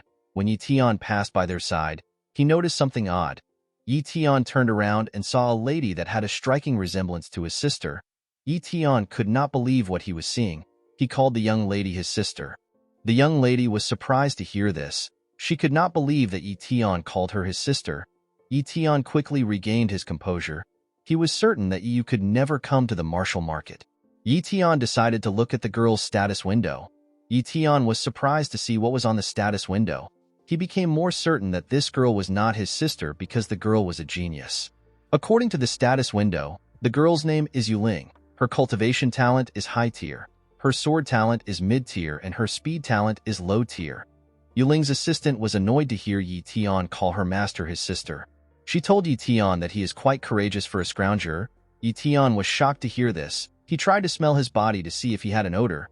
Ye Tian did not understand why the girl would refer to him as a scrounger. Yuling asked her assistant, whose name is Xiaoyu, to not speak carelessly. Xiaoyu realized that she almost slipped up to Ye Tian. She realized that Ye Tian might find out that they saw him earlier. Yuling gave Xiaoyu some instructions and asked her to follow them. Immediately Yuling gave her the instructions. Xiaoyu walked up to Ye Tian and bowed her head. She apologized to Ye Tian. She told Ye Tian that her master has disciplined her for her rude behavior. Ye Tian was surprised to hear that Yuling is a young lady. Yuling left Ye Tian and Xiaoyu. Xiaoyu grabbed Ye Tian's hand and told him that Yuling has some things to attend to. Xiaoyu realized that Ye Tian wanted to sell his materials to the martial pavilion. She told Ye Tian that her young lady is the manager of the martial pavilion. She told Ye Tian that she will pay him double the price of his products in order to express their sincerity. Ye Tian was shocked to hear this. 2 girls came out of the store and took Ye Tian's materials. When Ye Tian stepped into the store, he was surprised to see how big it was. Ye Tian was surprised to see what was inside the store. When Ye Tian sat down, A woman comes to serve him tea. She called Ye Tian an esteemed martial warrior and asked him to enjoy his tea. Xiao Yu calculated the price of the materials which Ye Tian brought and told him that everything he has is worth 20,000 yuan. She told Ye Tian that she will pay him 40,000 yuan. Ye Tian spat out his tea when he heard the amount. Ye Tian accepted the deal. He could not believe that he made so much money so easily. Xiao Yu gave Ye Tian 4 white cards. Each of the card was worth 10,000 yuan. Ye Tian realized that his sister would be very happy if she saw the money he earned. Xiao Yu brought out a book and told Ye Tian that he is allowed to purchase anything he wants at 50% off. She told Ye Tian that he was given this privilege by their young lady. Ye Tian smiled when he heard this. He told Xiao Yu that he will enjoy the privilege. When Ye Tian looked at the price of the products in a book, he was extremely shocked. Everything in the store was quite expensive. Ye Tian finally understood why the major families have a monopoly on cultivation materials. Ye Tian knew that an ordinary civilian would not be able to afford such materials. After looking through the price list, Ye Tian asked Xiao Yu to give him 1 profound training manual, 1 monster directory, 3 bottles of mid-tier monster blood, and 3 bottles of restorative elixirs. After Ye Tian told her what he wanted, Xiao Yu went to a shelf and prepared what Ye Tian asked. After packing what Ye Tian ordered, Xiao Yu told Ye Tian that he will pay her 70,000 yuan. Ye Tian took out his gold card and used it to pay for his goods. Ye Tian was convinced that he made a smart choice by stealing from Li Siyuan. After Ye Tian paid for his goods, he picked up his box. Ye Tian was certain that the Martial Pavilion was not giving him so many benefits just because Xiao Yu called him a scrounger. Ye Tian was certain that the Martial Pavilion had another reason for their actions. He could not understand why the Martial Pavilion was treating him nicely.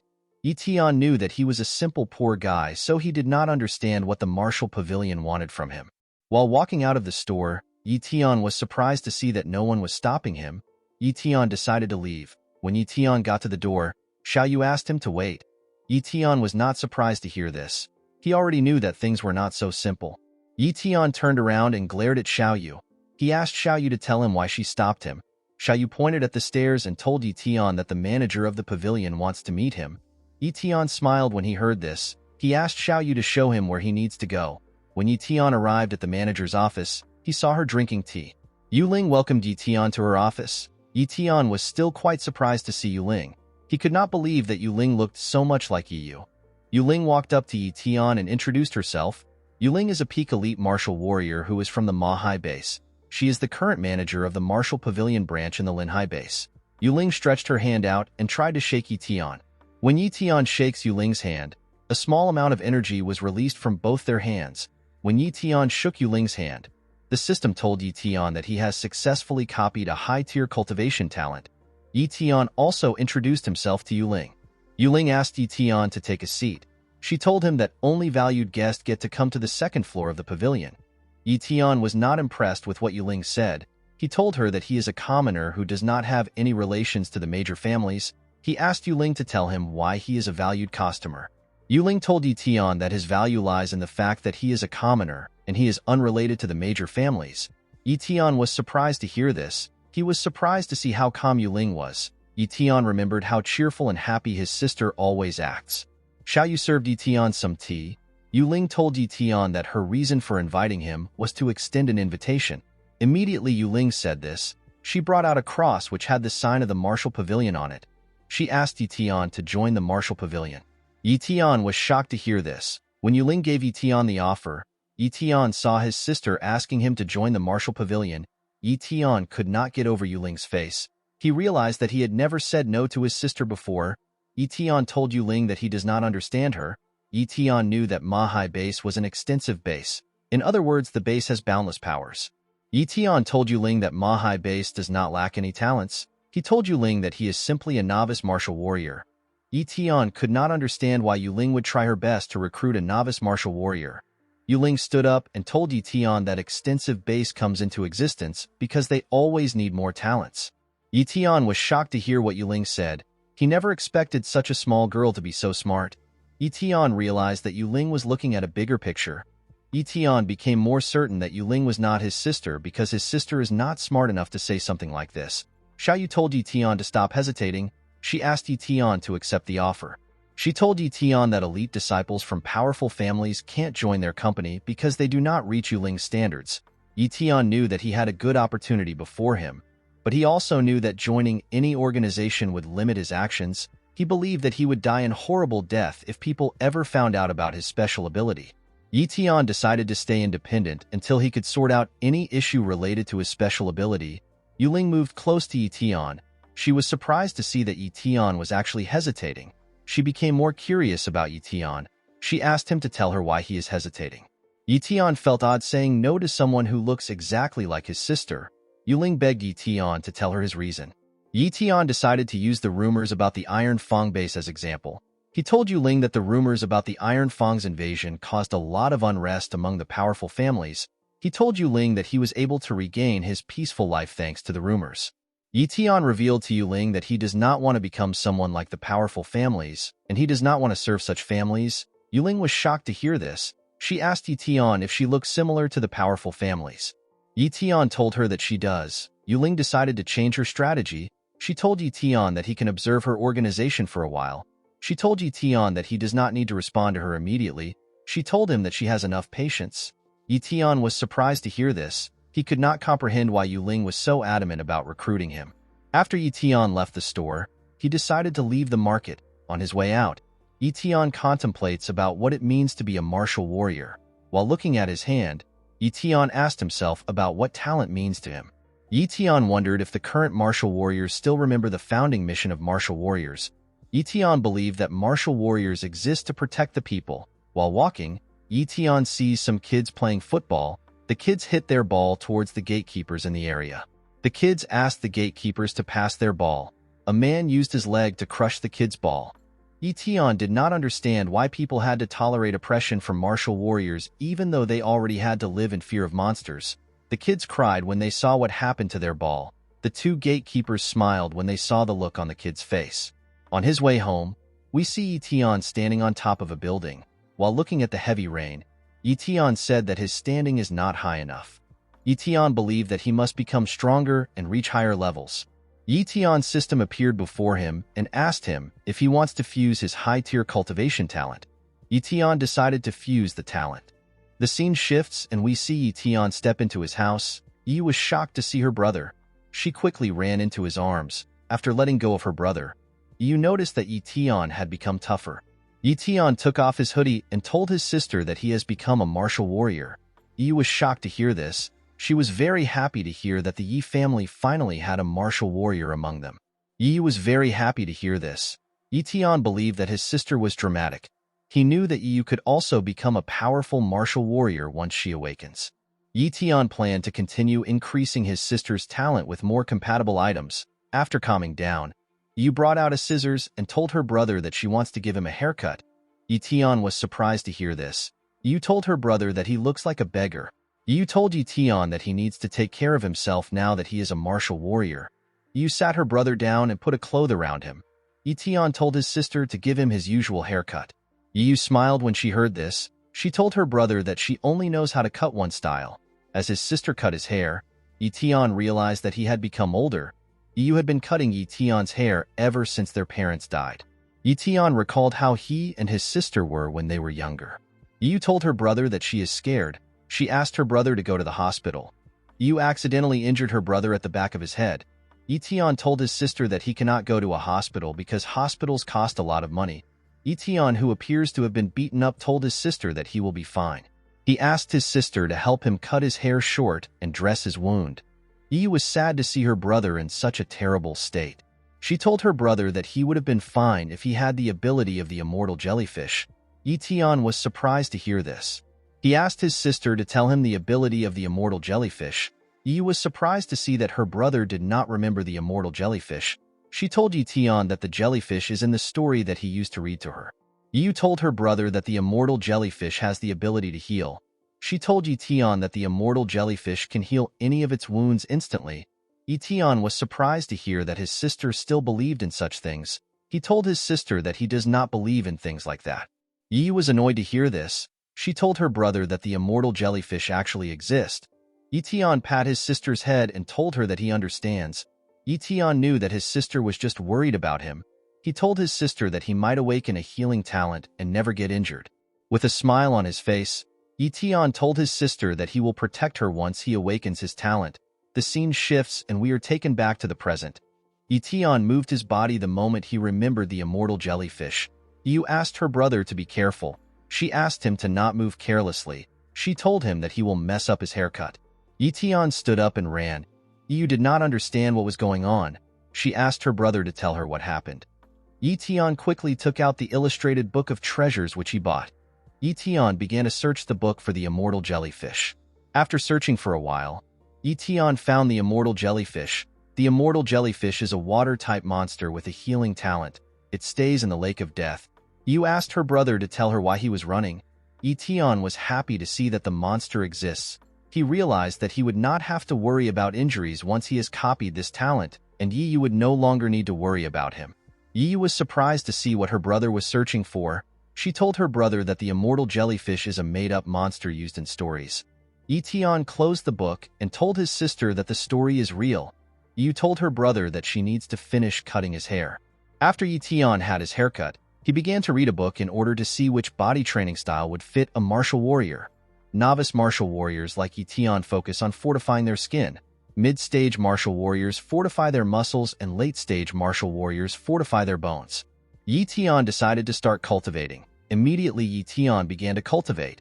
He noticed a change. Ye Tian could not believe how fast his cultivation was going. He realized that his cultivation was slow in the past. He decided to consume a bottle of mid-tier monster blood in order to see how it would affect his cultivation. When Ye Tian drank the blood, his absorption rate increased by 3-fold. Ye Tian was quite shocked to see this. Ye Tian realized that it would be smart for him to continue cultivating at home. He decided to go after the immortal jellyfish once his copy talent becomes available in the next 30 days. With a smile on his face, Ye Tian said that he will get the healing talent he wants. The scene shifts and we see Ye Tian step into the martial pavilion. Xiaoyu welcomed him into the store. She quickly recognized Ye Tian as the junk collector from before. She waved her hand and walked up to Ye Tian. With a smug look on her face, Xiaoyu asked Ye Tian if he is here to see her mistress. Contrary to Xiaoyu's expectation, Ye Tian told her that he came to buy something. Xiaoyu was surprised to hear this. Xiaoyu noticed that Ye Tian was quite good-looking after he dressed up. She was surprised to see how clothing could change a man. Xiaoyu asked Ye Tian to follow her. Ye Tian asked her if she has a map of the Lake of Death. Xiaoyu told Ye Tian that she has a map. She went to a shelf and searched for the map. She brought out the map and gave it to Ye Tian. Ye Tian was happy to see the map. He was certain that he will be able to find the talent he wants at the lake. Xiaoyu told Ye Tian that the map costs 100,000 yuan. Ye Tian paid Xiaoyu with a silver card. After paying Xiaoyu, Ye Tian decided to leave the store. Xiaoyu wondered if Ye Tian was going to the Lake of Death to find some junk. She remembered that her mistress told her that the Lake of Death is a horrible place full of terrifying aquatic monsters. Even elite martial warriors barely survive at the Lake of Death. Xiaoyu hoped that Ye Tian would be safe. In the next scene, we see Ye Tian running at a crazy speed.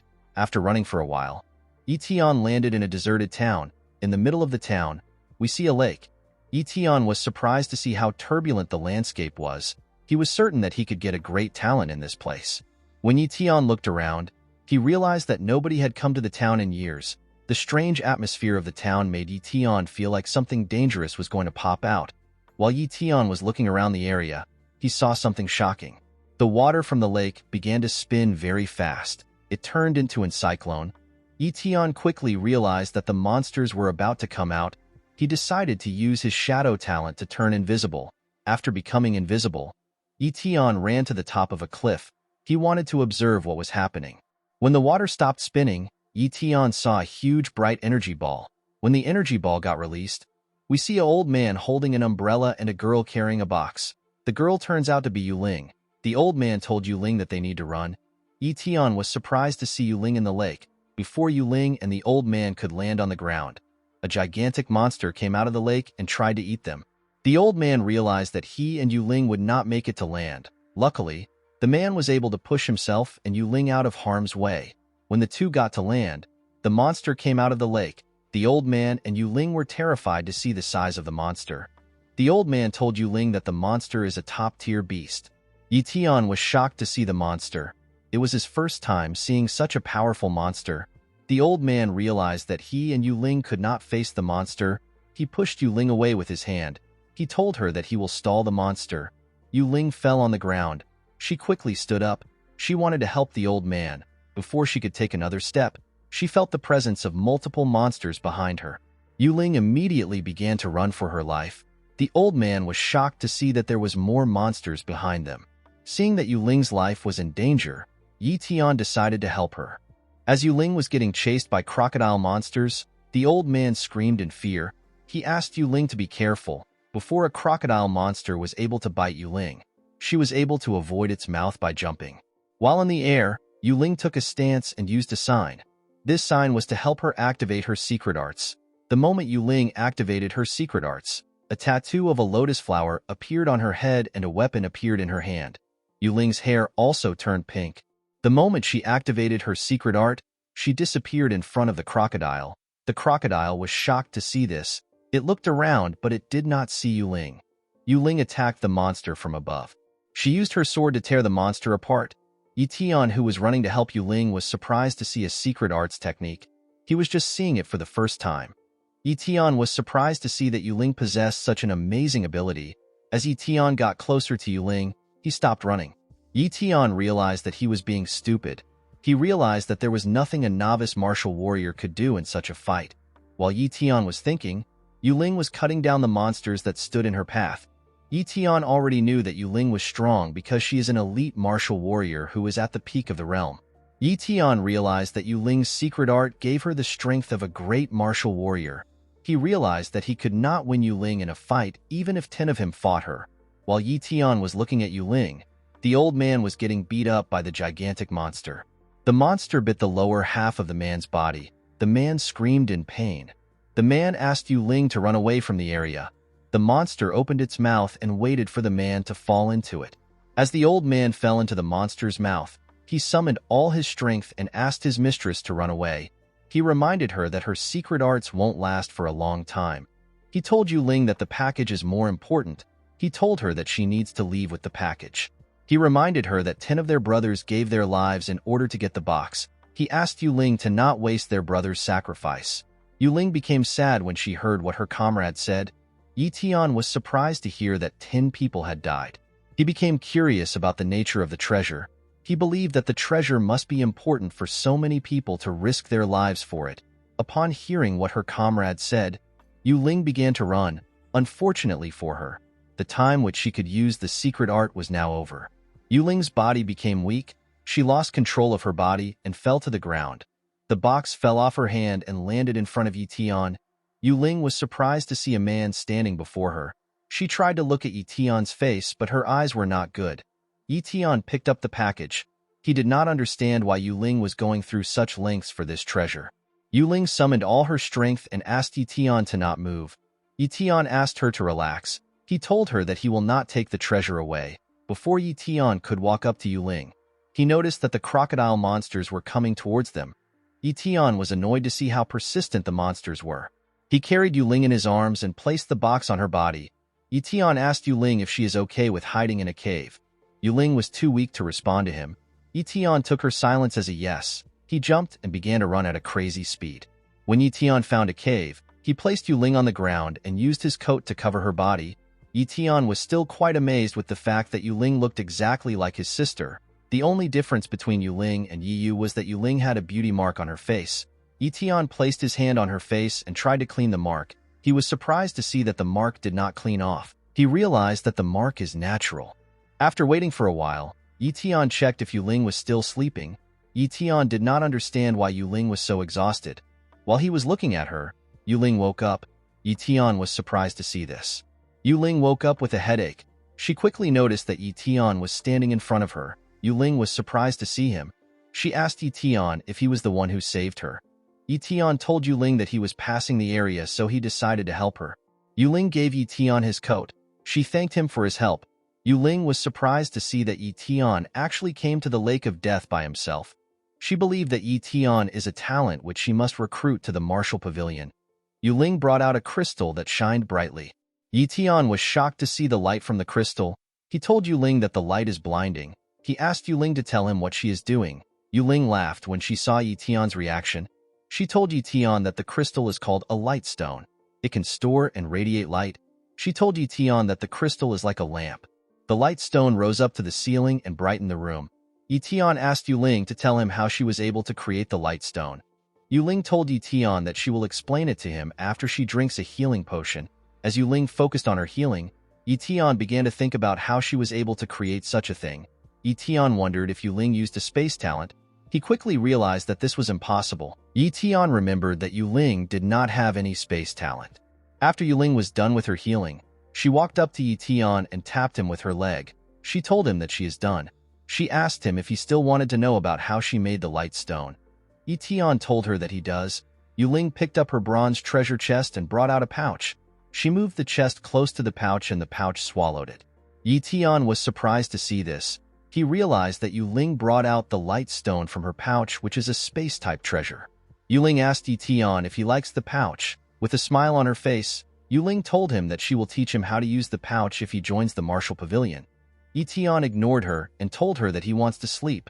Yu-Ling was shocked to hear this. She clenched her fist out of anger and promised herself that she will recruit Ye Tian at all cost.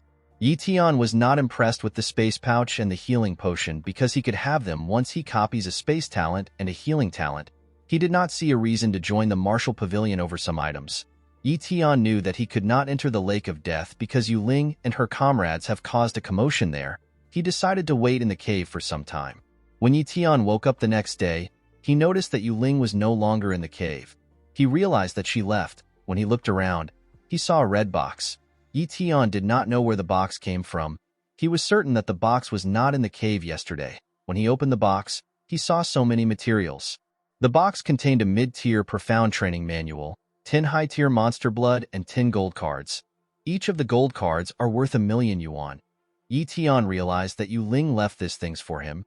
He was very grateful to her. He realized that he could enter the elite martial warrior realm with his current materials. Ye Tian decided to change his plans. He decided to go after the immortal jellyfish after he becomes an elite martial warrior. He drank a bottle of monster blood and began to cultivate. For months later, we see Ye Tian cultivating in the cave. He had drank all his monster blood. Ye Tian has let his hair grow out. As Ye Tian was cultivating, we see him open his eyes. When Ye Tian opened his eyes, a heavy lightning hit his cave multiple times. After the lightning was done, the dust in the cave cleared up. We see Ye Tian holding lightning in his hands. Ye Tian had finally entered the elite martial warrior realm. Ye Tian was fascinated by his new power. With a smile on his face, Ye Tian said that it is time for him to hunt. On Ye Tian's way to the lake, he saw 11 newly constructed graves. Ye Tian immediately realized that Yu-Ling was the one who made the graves for her comrades. Ye Tian knew that Yu-Ling was not able to get all her comrades' bodies because of the amount of monsters in the lake. He was surprised to see that Yu-Ling could do something so kind for her comrades. Ye Tian noticed something odd on one of the graves. He saw an umbrella on the grave. Ye Tian quickly remembered that this was the umbrella which the old man used. Ye Tian picked up the umbrella and opened it. He wondered if the umbrella was still useful. While Ye Tian was looking at the umbrella, he noticed that the rain stopped touching him. Ye Tian was surprised to see that the umbrella created a waterproof bubble. Ye Tian was very happy with this item. He realized that he could now enter the water without any issues. Ye Tian jumped into the lake and began to swim. As he swam deeper into the lake, he noticed that the umbrella increased his speed. He activated his shadow talent and went in deeper. As Ye Tian was swimming, he saw a status window. Ye Tian could not see the monster clearly because everywhere was dark. According to the status window, the monster is a tiger clawfish and it is a mid-tier monster. While Ye Tian was looking at the status window, the monster came out of the dark. Ye Tian was terrified to see the monster. He could not believe that such a monster was a mid-tier beast. Ye Tian realized that the monster almost sensed his presence. He began to swim deeper into the lake. When Ye Tian arrived at the deepest part of the lake, he wondered if the immortal jellyfish actually stayed there. While Ye Tian was looking around, a monster snuck up on him from behind. The monster used its tentacles to attack Ye Tian. Fortunately for Ye Tian, he was able to sense the monster's presence. He quickly dodged the attack. Ye Tian moved back in order to get a look at his enemy. When Ye Tian looked up, he saw the monster's status window. The monster happened to be an immortal jellyfish. This monster possesses an apex tier healing talent. The monster used its tentacles to attack Ye Tian again. Ye Tian brought out his blade and used it to cut off the tentacles. The monster screamed in pain when Ye Tian did this. Unfortunately for Ye Tian, the monster possesses an apex tier healing talent. The jellyfish easily regenerated its tentacles. Ye Tian was surprised to see this. He realized that apex tier healing talent is overpowered. The jellyfish attacked Ye Tian again with its tentacle. As the tentacle came closer to him, Ye Tian let his guard down. When the tentacle touched his hand, a small spark came out of it. The system told Ye Tian that he has successfully copied the healing talent. Ye Tian got pushed back immediately. He copied the talent. He smashed his back on a wall and fell to the ground. Ye Tian stood up and smiled. He was happy to see that he had copied the talent he wanted. Immediately, Ye Tian stood up. The jellyfish spat its acidic venom at him. Ye Tian was surprised to see the acidic venom. He quickly used the umbrella as a shield. Unfortunately for him, the venom melted the umbrella and burnt his hand. Ye Tian let go of the umbrella after his hand got injured. He had to let go of the umbrella because it could no longer maintain its waterproof bubble. Ye Tian immediately held his breath the moment he let go of the umbrella. When Ye Tian looked behind the jellyfish, he saw hundreds of status windows. Each of the status windows belonged to immortal jellyfishes. Ye Tian realized that there was a swarm of immortal jellyfishes in the area.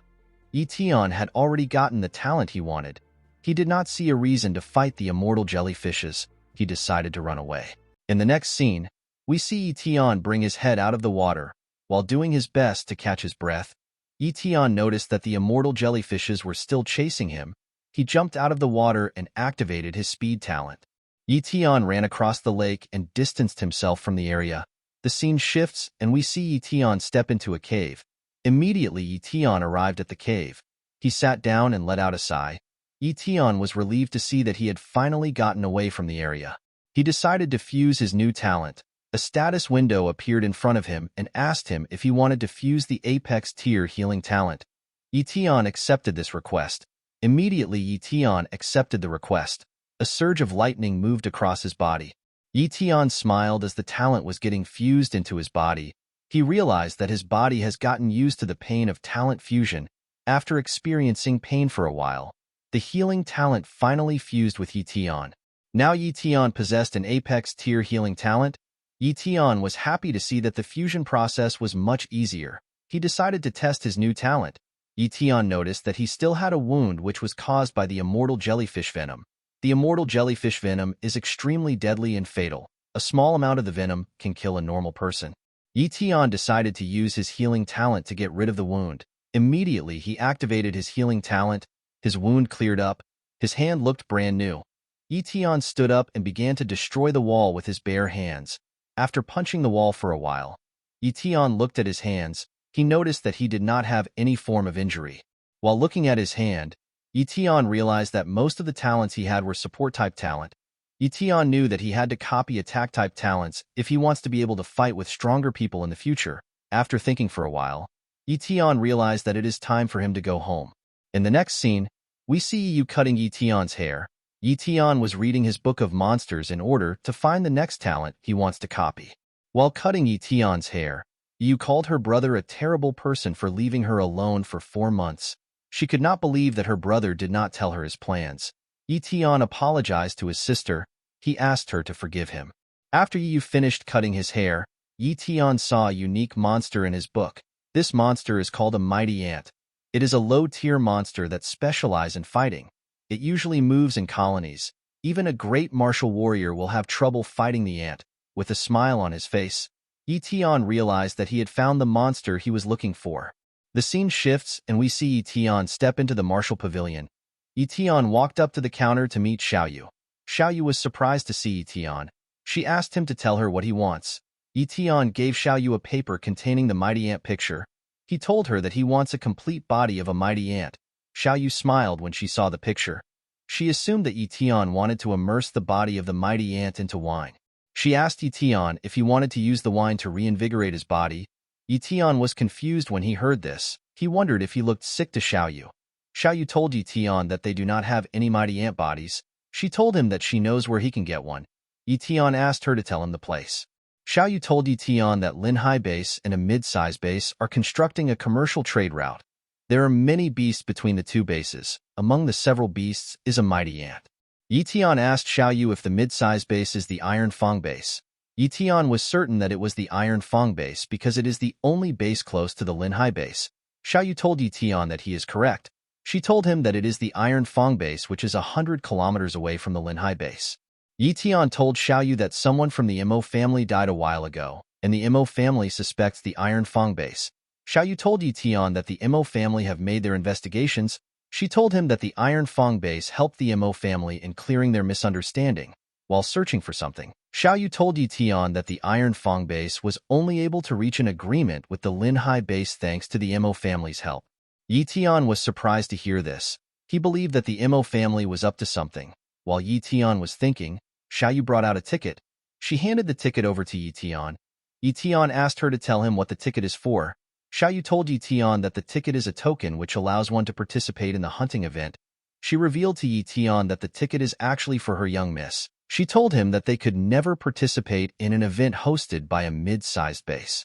With a smile on her face, Xiao Yu told Ye Tian that the two bases are planning to send out martial warriors to hunt the monsters in the commercial trade route. She told Ye Tian that he will be able to get his hands on a complete mighty ant if he participates in the event. The ticket which was given to Ye Tian had the Lin surname on it.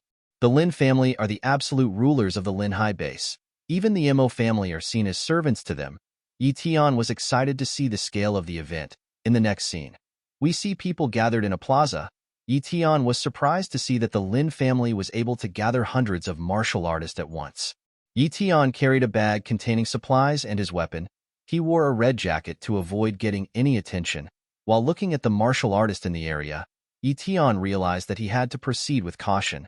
While Ye Tian was looking around, 3 men stepped up to the stage. Among the 3 men, a man welcomes the martial artists to the beast removal operations.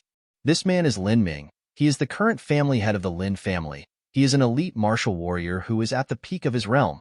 The other 2 men standing next to Ming were Zhang Qing and En. Ye Tian smiled when he saw the 2 men. He was happy to see the Mo family again. Ming told the martial artists in the plaza that the Linhai base is too small. Thanks to this, they do not have enough resources to fulfill everyone's cultivation needs. He told the martial artists that collaborating with a mid-sized base will bring them a lot of incredible benefits. He told them that the operation is very important, of course. Ming knew that fighting monsters will be very dangerous. With a smile on his face, Ming told the martial artists that the prizes for the operation will be much better than that of previous hunts. The martial artists began to cheer when they heard this. They hailed the Lin family. Among the martial artists who were cheering, Ye Tian noticed something odd. He noticed that Captain Gale Wolf was also among them. Ye Tian smiled when he saw Gale Wolf. He wondered if Gale Wolf would still remember him. Ming placed his hand on his chest and assured the martial artists that anything they acquire during the operation will belong to them. The martial artists began to cheer again when they heard this. Ming told the martial artists that he still has another gift for them. He told them that everyone in the martial warrior realm will receive 20 bottles of mid-tier monster blood and 2 million yuan. He told them that the elite martial warriors will receive 3 bottles of high-tier monster blood and 10 million yuan. He asked the martial artists to register and join the hunt. The martial artists went crazy when they heard about the benefits. They praised the Lin family. They immediately went to line up. In front of the line was a huge rock. A lady told the martial artists that they need to place their hand on the assessment rock in order for it to check their strength. A man walked up to the rock and placed his hand on it. The rock told the man that he is a mid-tier martial apprentice. After the man checked his strength, more martial artists also checked their strength. While standing in line, Ye Tian realized that Yu Ling was right. He believed that it would be stupid to work for any powerful family, especially the Mo family. Ye Tian knew that he would get unnecessary attention if people found out that he is an elite martial warrior. Ye Tian knew that the rock judges people's rank based on their power. He believed that the rock would display a lower realm if he uses less strength. When it was his turn, Ye Tian was asked to place his hand on the rock. When Ye Tian placed his hand on his rock, he controlled his energy. Ye Tian hoped that the rock would rank him as a late-stage martial warrior. When the rock felt Ye Tian's energy, it judged Ye Tian to be a late-stage martial warrior. En was surprised to see that Ye Tian was a late-stage martial warrior. The other martial artists were shocked to see Ye Tian's realm. They could not believe that someone so young could be so powerful.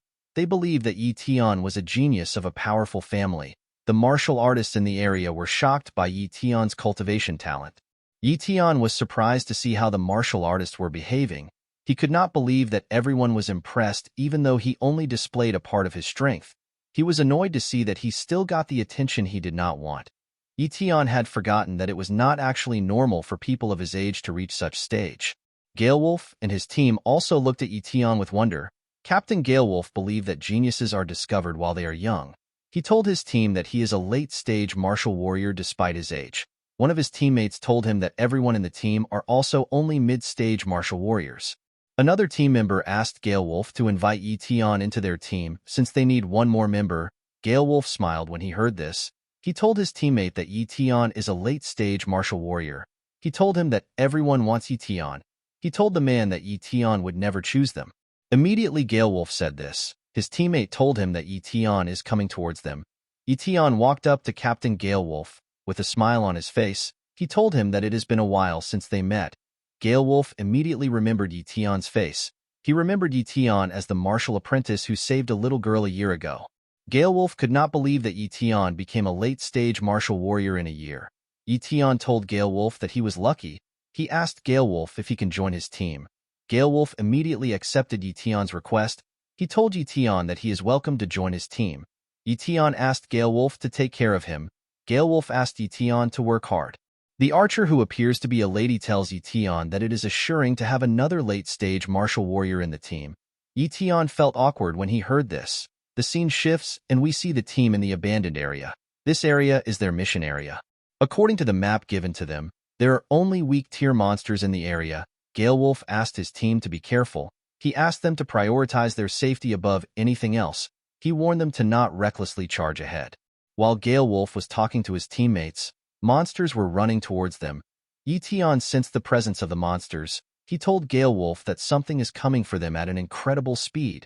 Before Galewolf and his teammates could react, 5 wolf monsters surrounded them. Galewolf asked his teammates not to panic. He called the monsters appetizers. He told his teammates that he will take care of the front. He asked Ye Tian to take care of the back. He asked the rest of his team to provide support when necessary.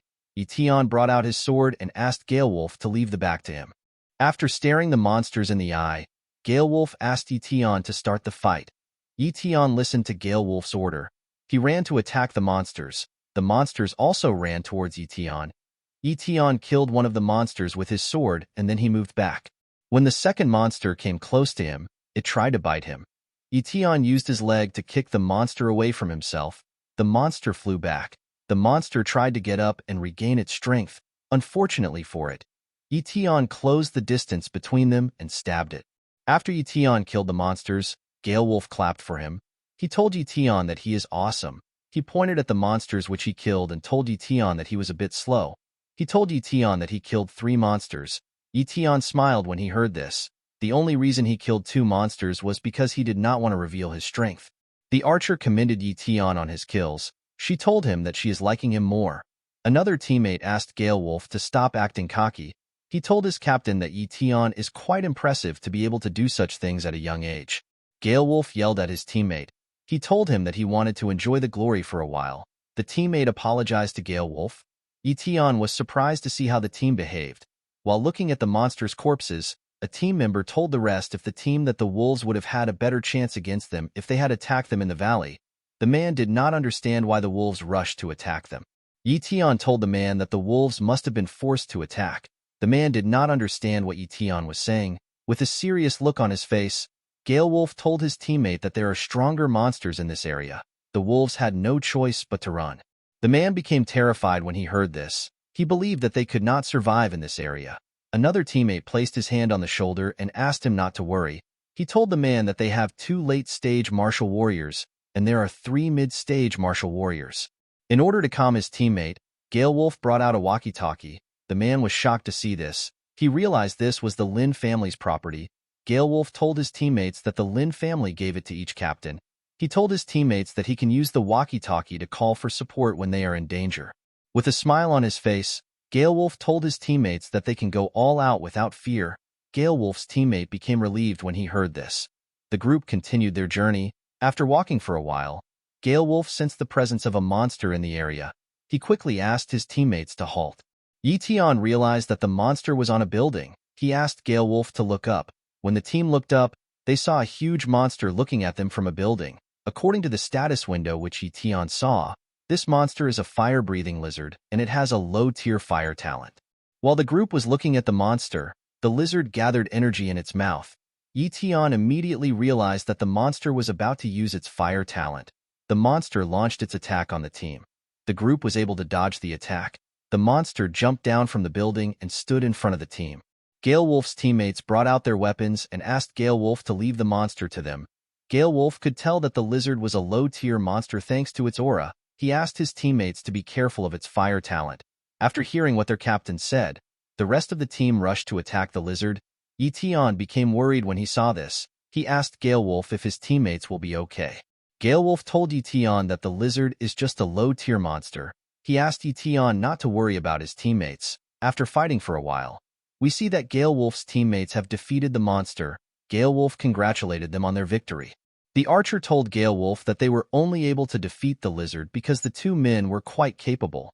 The teammate which the archer was holding told her that they could not have one if she did not distract the lizard with her arrows. The other man said that a low-tier monster is too weak. He said that it was easy for them to kill the monster. He told Gale Wolf that he would not mind fighting a few more monsters. Immediately he said this, something launched an attack on him. Before the attack could hit him, Ye Tian grabbed his leg and moved him out of the way. Gale Wolf was surprised to see that there were more monsters in the area. He realized that the monsters must be fire-breathing lizards thanks to the attack. Ye Tian glared at the monsters. He was surprised to see their number. The man who was almost attacked was terrified to see more monsters. He could not believe that there was 3 more lizards. Gale Wolf picked up his walkie-talkie and tried to call teams near Zone C. He requested for backup through his walkie-talkie, but unfortunately no one replied. Gale Wolf was annoyed to see this. He could not believe that the martial artists ignored him. One of the team members tells Gale Wolf that they overestimated the Lin family. He told his captain that the Lin family does not care about their lives. Gale Wolf called the Lin family bastards. Gale Wolf believed that the Lin family was the right family that would help him and his team. He never expected the Lin family to be so heartless. Gale Wolf realized that the Lin High base is rotten to the core. He used his hand to crush his useless walkie-talkie. Gale Wolf took out his sword and asked his team to run away. He told them that he will hold the monsters off. Gale Wolf's teammate was shocked to hear this. He reminded their captain that he is their brother. He told Gale Wolf that he must leave with them. Gale Wolf turned around and glared at his teammates. He asked them to obey his order. His teammates were shocked to see how he behaved. The teammate who was scared quickly started running. As he ran forward, he called the rest of them idiots for waiting. He told them that they are going to die. The other members of the team were shocked to see this. The other man in the team was annoyed to see the newcomer running. He told Gale Wolf that newcomers are always unreliable. The man said that he will kill the deserter if he survives. Gale Wolf placed his hand on Ye Tian's shoulder. He asked Ye Tian to run away. Gale Wolf believed that it would be a shame for someone as talented as Ye Tian to die in such a place. He asked Ye Tian to run away with his teammates. The other man asked Ye Tian to run away. He told Ye Tian that he is still new to their team, so he does not need to sacrifice himself. The archer asked Ye Tian to not waste his bright future. Ye Tian smiled when he saw how worried the team was. He told them that he will run, but he will only run forward. Immediately Ye Tian said this. He walked towards the monsters. As he walked towards them, he released his energy. Gale Wolf was shocked to see this. He could not believe that Ye Tian had the aura of an elite martial warrior. He realized that Ye Tian was hiding his strength. The other teammates could not believe what they were seeing. When Ye Tian got close to the monsters, one of them launched a fireball at Ye Tian. Ye Tian used his sword to cut the fireball into 2. Ye Tian did not want to reveal his true strength, but Gale Wolf's team would have been wiped out if he did not. Ye Tian knew that Gale Wolf could easily escape with his strength, and yet he decided to stay back and fight. Ye Tian jumped and rushed to attack the first lizard. The lizard opened its mouth and tried to bite Ye Tian. Ye Tian dodged its mouth and used his sword to behead the lizard. The other 2 lizards surrounded Ye Tian. Immediately he killed one of them. As Ye Tian fought the monsters, he realized that he would have been a horrible person if he did not help Gale Wolf and his team. Ye Tian wondered if there is any difference between him and the Mo family. Ye Tian did not want to be a ruthless person who did not value human life. The 2 lizards decided to attack Ye Tian with a fireball. As the fireballs came closer to him, Ye Tian used his sword to cut a building in half. The building fell and helped him to block the attack. Ye Tian was not bothered with the fact that he revealed his true strength. He believed that Captain Galewolf would not get him in trouble. The archer was amazed with Ye Tian's strength. She could not believe that an elite martial warrior would be so powerful. After blocking the attack, Ye Tian quickly closed the gap between himself and the lizards. When he got close to the lizards, he used a technique called Shadow Blade to attack them. The attack made hundreds of cuts on the lizards' bodies. The lizards screamed in pain as they were receiving the cuts. After screaming for a while, the lizards fell to the ground and died. Galewolf was shocked to see what happened. He realized that Ye Tian is strong enough to be among the top people of the Linhai base. Galewolf could not believe someone so young could have such strength. The deserter who ran away from the area got attacked by wolves. The man screamed for help. The other man in the team hears the deserter screaming. He told Galewolf that the newcomer is in danger. Galewolf asked the man to ignore him. He told the man that the newcomer was foolish to think that he could escape from the area alone. Ye Tian picked up his bag and told Galewolf that the road is clear. He told Galewolf that he plans to continue going forward, with a terrifying aura surrounding him. Ye Tian asked Galewolf if he is going to stop here, or he will continue to move forward. Galewolf and his teammates were surprised to see the aura around Ye Tian. Galewolf told Ye Tian that his team always sticks together no matter what. Ye Tian smiled when he heard this. In the next scene, we see the archer tying the bald man's hand. The man told the archer that she tied the cloth too hard.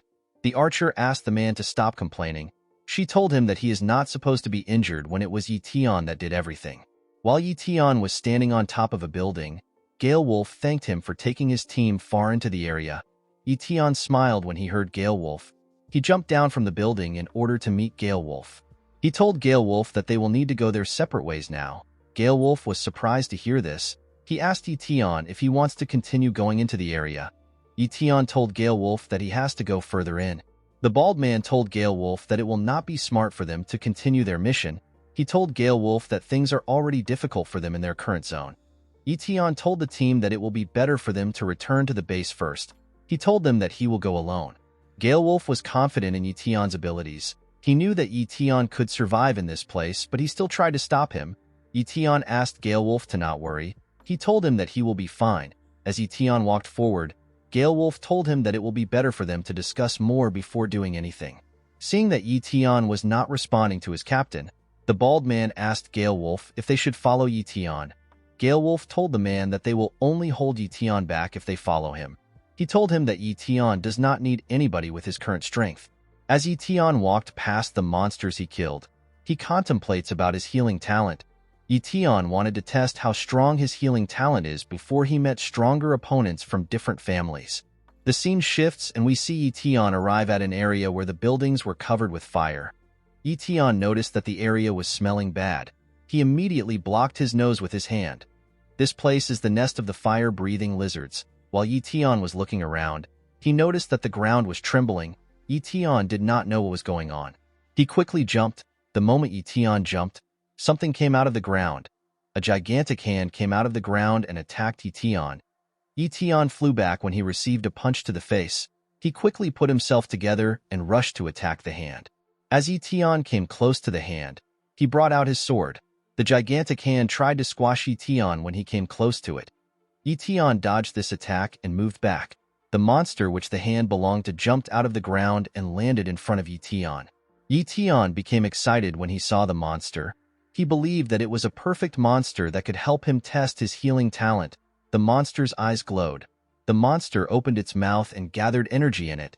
Ye Tian was surprised to see this. Before Ye Tian could do anything, the monster attacked him with a large fireball. Ye Tian flew back and crashed into a building. Captain Galewolf and his teammates saw the explosion that occurred in the area which Ye Tian was fighting in. Galewolf became worried about Ye Tian.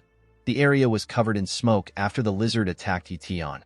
When the smoke cleared up, we see Ye Tian smiling even though his clothes were torn. Ye Tian was happy to see that the king of the fire-breathing lizards was so powerful. As Ye Tian walked up to the monster, he told the lizard to fight with all its strength. As if the lizard understood Ye Tian, it attacked him with another intense fireball. Ye Tian's body got pressed to the ground. As Ye Tian slowly stood up, he became curious. Ye Tian wanted to see if he could kill the lizard before it burns him to death. Ye Tian picked up his sword and took a stance. He rushed to attack the monster. The moment Ye Tian came face to face with the lizard, he used his sword to attack the lizard. The lizard also attacked Ye Tian with a fireball. The impact of the two attacks created a large explosion. The scene shifts and we see Gale Wolf and his teammates heading into the area. The bald man told Gale Wolf that the fire in the area has been burning for an hour. He asked his captain if Ye Tian will still be alive. Gale Wolf told the man that he does not know. He told the man that they cannot predict battles of such caliber. While Gale Wolf's team were doing their best to pass through the area, we see Ye Tian resting on the monster's body. While breathing heavily, Ye Tian said that he won the bet. Ye Tian felt exhausted after the fight ended. He noticed that his healing talent takes a lot of his stamina. Ye Tian remembered that he was sitting on top of a mid-tier beast. He decided to use the monster blood to recover his stamina. He stood up and cut the monster open with his hand. Immediately, he cut the monster. He drank some of its blood. He sat in a lotus position and began to cultivate. When Gale Wolf and his teammates arrived at Ye Tian's location, they noticed that the fight had ended. The bald man saw someone coming towards them. He pointed at the person and alerted his captain. The person who was walking towards them turns out to be Ye Tian. Ye Tian was surprised to see Gale Wolf and his teammates. He asked Gale Wolf about why he came into the area. With a smile on his face, Gale Wolf told Ye Tian that he was worried about him. He told Ye Tian that he needed to see him even though he could not help him. Gale Wolf noticed that Ye Tian's clothes were burnt by flames. He told Ye Tian that he has some extra pair of clothes. Gale Wolf gave Ye Tian the clothes. After Ye Tian put on the clothes, the archer apologized to him. She told him that they do not have any smaller clothes. Ye Tian asked her not to worry. He thanked her for giving him some clothes. Ye Tian was happy to see that some people were actually worried about him. After checking out the bodies of the monsters which Ye Tian killed, the bald man asked Gale Wolf about what they should do with the lizards. Gale Wolf told the man that the monsters belong to Ye Tian. He told the man that Ye Tian will decide what he wants to do with them. Ye Tian asked Gale Wolf to take the monster's body. He told Gale Wolf that most of the monsters in the area have ran away because of the fight he had.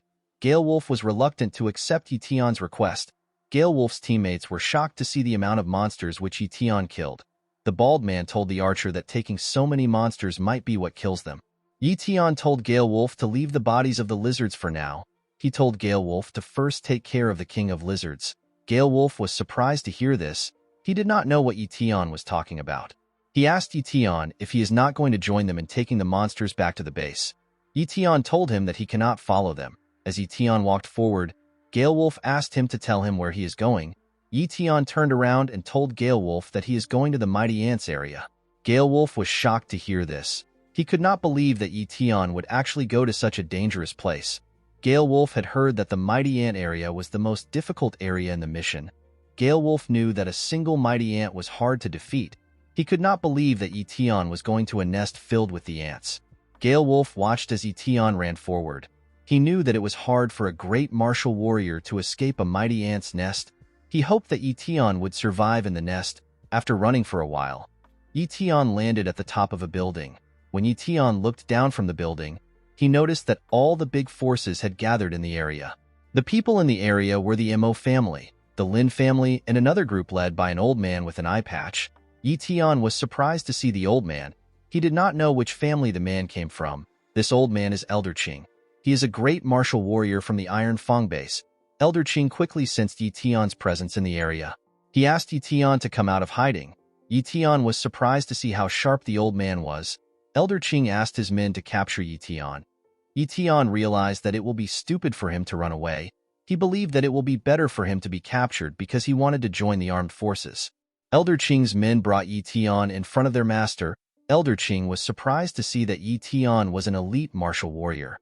He asked Ye Tian about his identity and his purpose for spying on them.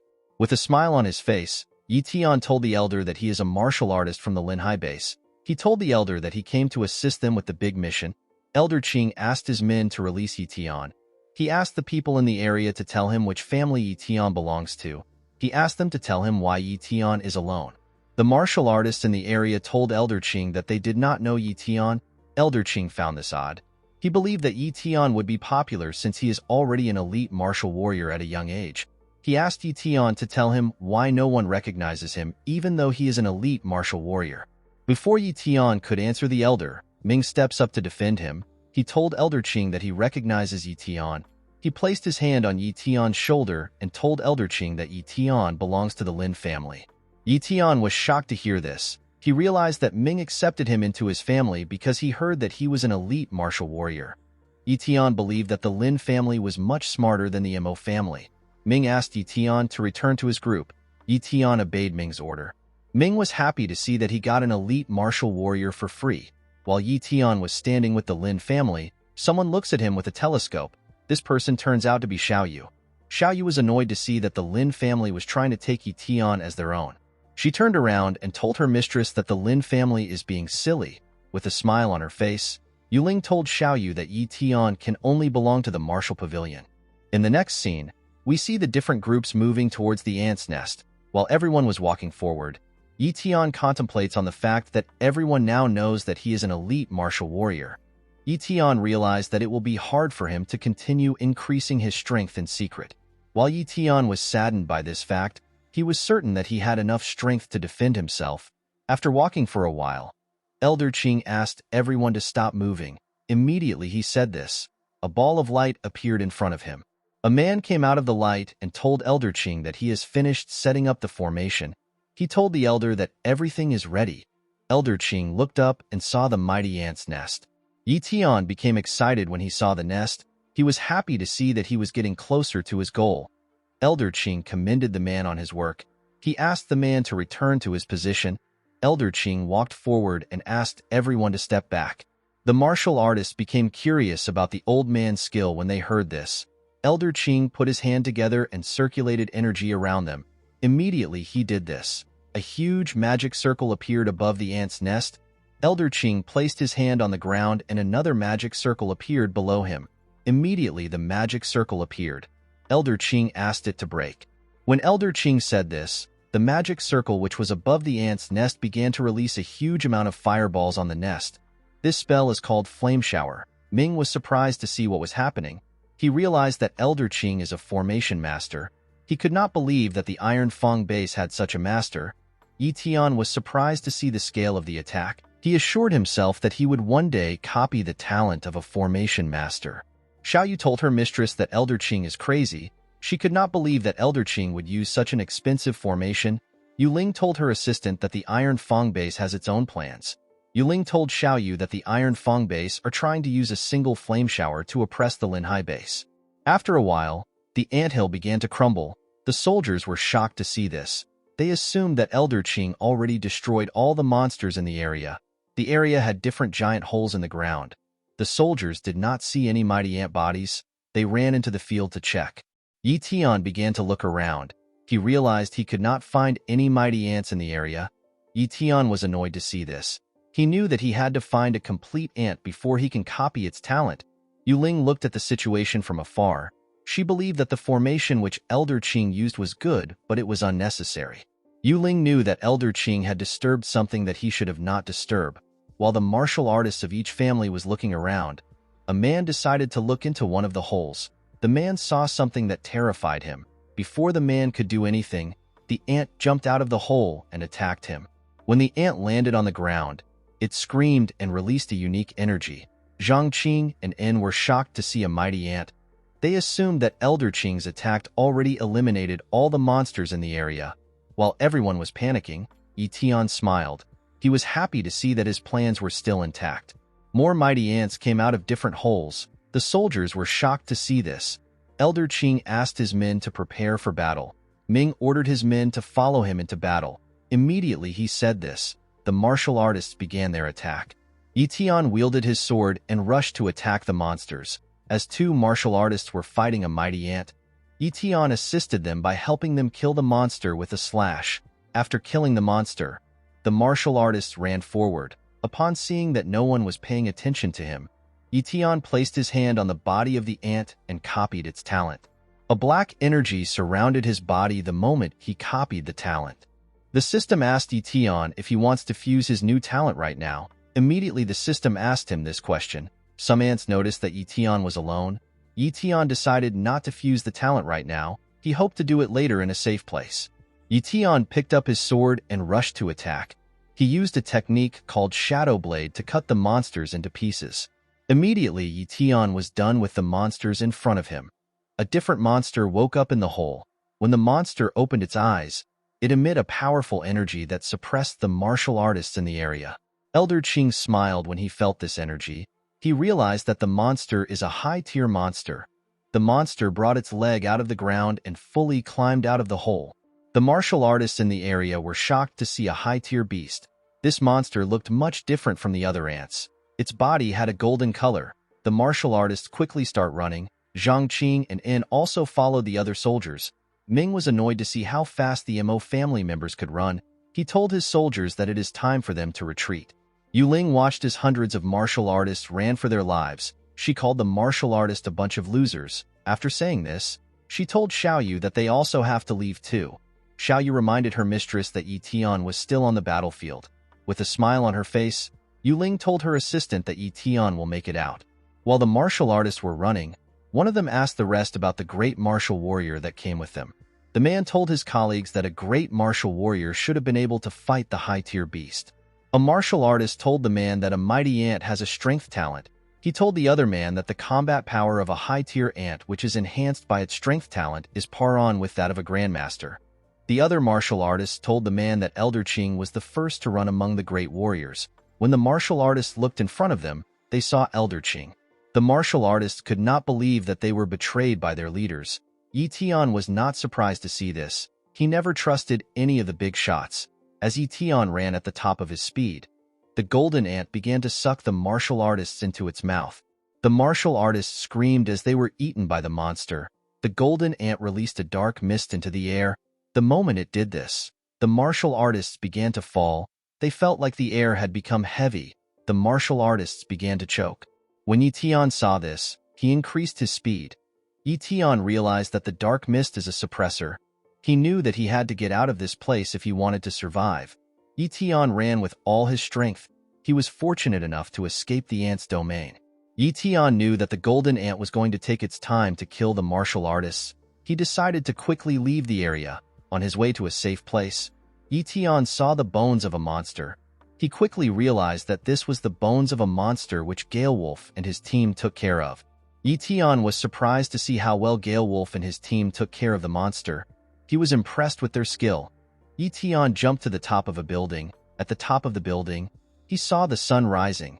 Ye Tian was surprised to see how beautiful the sunrise was. He sat down and opened his status window. The system asked him if he wants to fuse his high-tier strength talent. Ye Tian decided to accept this deal. Immediately the fusion began. Ye Tian felt extreme pain all over his body.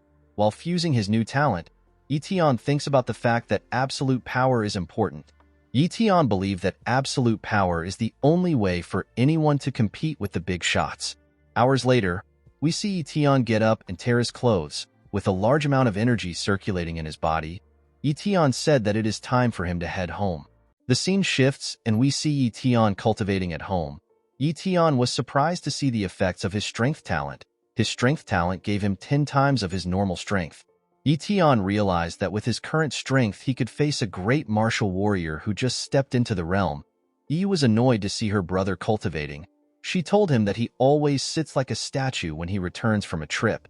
Ye Tian did not respond to his sister. Yi was annoyed to see this. She assumed that Ye Tian was acting high and mighty. She asked Ye Tian to talk to her. Ye Tian did not say anything. Yi could not believe that her brother was ignoring her. She told Ye Tian to not blame her for her next action. Yi walked into the kitchen and picked up a salt jar. With a devious look on her face, she began to pour salt into the food she was cooking. After Ye Tian finished cultivating, Yi served him different dishes. Ye Tian was shocked to see so much food. Yi told her brother that she made the food for him because he is always working hard whenever he goes on a mission. Ye Tian was touched by Yi's words. With a smile on his face, Ye Tian told his sister that he will finish the food. Before Ye Tian could touch any of the dishes, he hears someone ring his doorbell. Ye Tian stood up to check who was at the door. Yu panicked when she saw her brother stand up. She asked him to taste the food before he checks the door. When Ye Tian opened his door, he saw someone unexpected. Ye Tian saw Captain Galewolf standing at his doorstep with a green bag at his back. Galewolf greeted Ye Tian with a bright smile on his face. Ye Tian allowed Galewolf to step into his house. He asked Galewolf to tell him the reason for his visit. Gale Wolf told Ye Tian that he came to give him his share of the loot. Gale Wolf opened his bag to show Ye Tian the loot which he brought. Ye Tian was surprised to hear that Gale Wolf visited him for such a reason. He told Gale Wolf that it is better he shares it among his team. Gale Wolf gave Ye Tian the bag. He told Ye Tian that his team has already taken their share. Ye Tian forcefully accepted the loot. Ye Tian asked Gale Wolf to eat with him. He told Gale Wolf that he has something to ask him. Gale Wolf gladly accepted Ye Tian's offer. He told Ye Tian that the food looks delicious. Gale Wolf easily gobbled down Ye Yu's food. He could not believe that the food would taste so great. He told Ye Tian that it has been a long time since he had tasty homemade food. Ye Tian asked Gale Wolf to enjoy the food. He told him that he is not very hungry. Immediately he said this. Ye Tian took his resources to his room.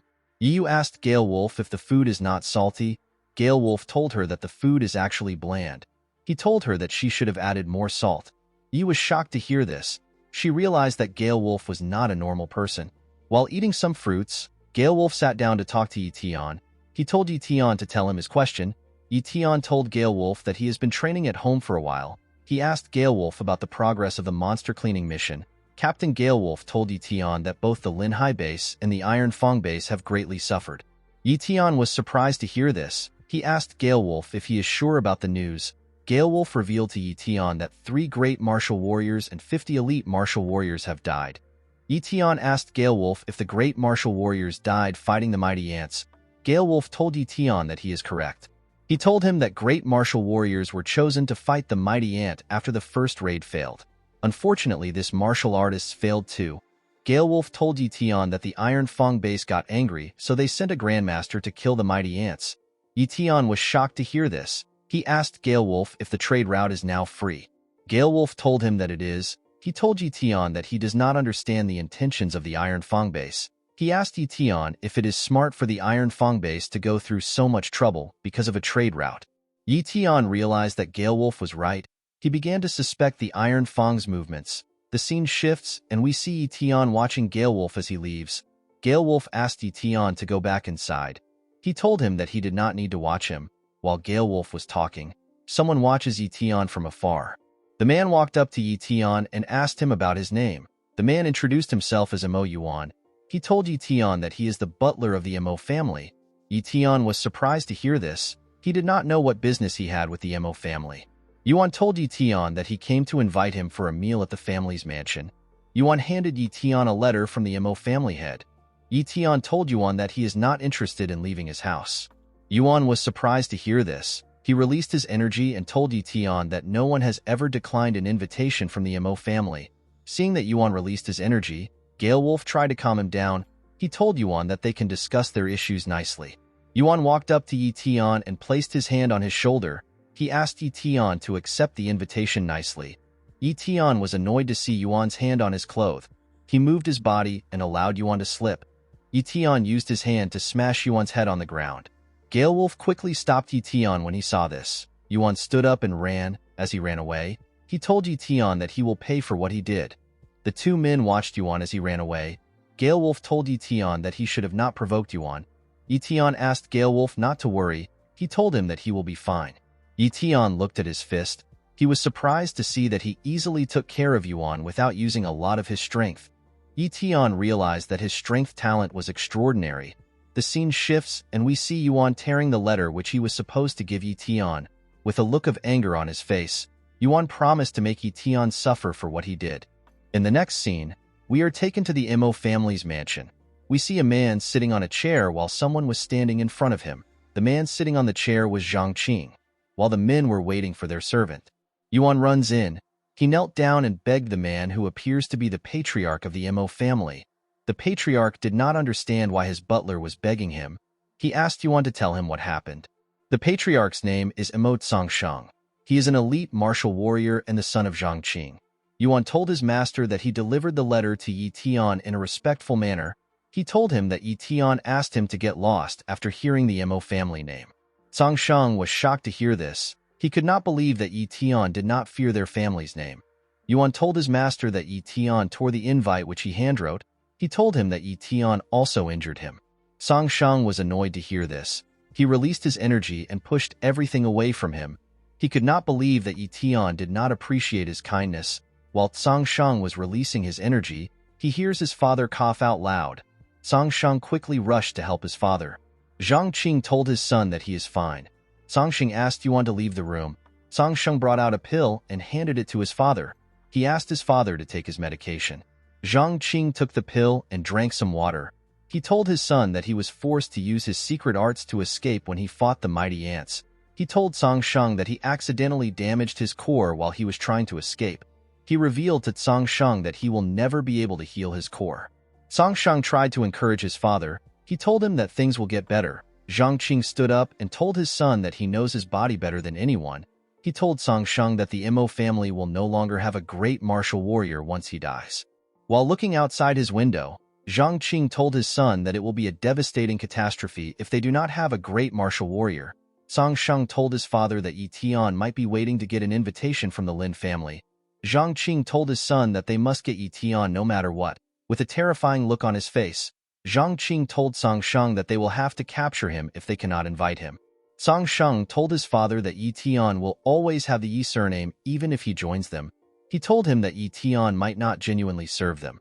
Zhang Qing brought out an elixir and told his son that the elixir will make Ye Tian serve them. Zhang Qing told Song Shang that the elixir has the ability to remove one's will. Zhang Qing wanted to use the elixir on Ye Tian when he visited their mansion. He told his son that they will need to use the elixir ahead of time. Zhang Qing gave the elixir to his son and asked him to store it well. Song Shang was surprised to see that such an elixir existed. Zhang Qing poured himself a bottle of wine. He told his son to give Ye Tian a brand new identity after brainwashing him. He told his son to tell Ye Tian that he is his illegitimate child. Song Shang was surprised to hear this. Zhang Qing told him that Ye Tian will be able to change his surname and join their family. Zhang Qing asked his son not to worry. He told Song Qing that Ye Tian cannot take his place as family head. He told Song Shang that he can also be Ye Tian's father if he wants to. Zhang Qing told his son that any method works as long as Ye Tian changes his surname. With a smile on his face, Song Shang told his father that he was not bothered. He told Zhang Qing that he was only worried about his reputation. Zhang Qing sat on his chair and ordered his son to execute the mission immediately. Song Shang knelt in front of his father and told him that he will give the mission to the 10 great elders. He told his father that Ye Tian will not be able to do anything in front of the elders. The scene shifts, and we see the 10 great elders running to Ye Tian's house. One of the elders stepped into Ye Tian's house and reported it through his earpiece. The leader of the elders ordered the man to simply capture Ye Tian's sister and force Ye Tian into surrendering. The man accepted the order. The leader told the man that he and the rest of the elders are standing outside and waiting to ambush anyone. He asked the man to report if he notices anything strange. The man went into a room and saw someone wrapped in a sheet on the bed. He told his leader that he has seen the target. His leader asked him to take Yu. The man stretched out his hand and tried to remove the sheet. Before the man could touch the sheet, the person sleeping threw it at him. The man quickly brings out his sword and cut the sheet in half. Immediately the man cuts the sheet. Someone grabs his neck and began to choke him. This person turns out to be Ye Tian. With a smile on his face, Ye Tian told the man that he has been waiting for him for a long time. While Ye Tian was choking the man, the leader asked the man if he has captured Yu. Ye Tian choked the man to death and dropped his body. While the man was on the floor, the leader tried to contact him. The leader asked the second elder to respond to him. Ye Tian picked up the earpiece and told the leader that he has captured the second elder. He told the man that he will return the second elder to them. The leader was shocked to hear Ye Tian's voice. He did not recognize it. He asked Ye Tian for his identity. Ye Tian told the leader that he should do his best to catch the second elder. Immediately he said this. Ye Tian threw the second elder out from his window. The second elder's body got smashed on the ground. One of the elder who was on Ye Tian's building was shocked to see this. He asked his teammates to tell him what is happening. When the other elders checked the second elder's body, they noticed that he was no longer breathing. The leader asked the other elders to be careful. He told them that Ye Tian must have called for help. Ye Tian found this ironic. He told the elders that no one will defy the Mo family in the Linhai base other than him. The elders were shocked to hear Ye Tian's voice. They asked Ye Tian to come out of hiding. The elders looked around and noticed that there was no one in the open area. When the elders let their guard down, one of the elders saw a green light shine in front of him. Immediately the light shined. Ye Tian cut off his head. With a smile on his face, Ye Tian said that another one has gone down. The elders quickly realized that Ye Tian was using a shadow talent. They assumed that Ye Tian hired a shadow assassin. The elders began to spread out. Unfortunately for them, Ye Tian had a speed talent. He activated this talent and killed 2 elders with his sword. The other elders were shocked to see this. They had never heard of a shadow assassin who had such a crazy speed. Ye Tian noticed that the elders were staring at him.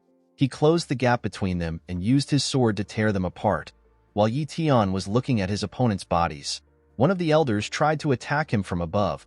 Unfortunately for the elder, Ye Tian easily dodged the attack. The elder was shocked to see how fast Ye Tian was. Before the elder could do anything, Ye Tian used his sword to cut him.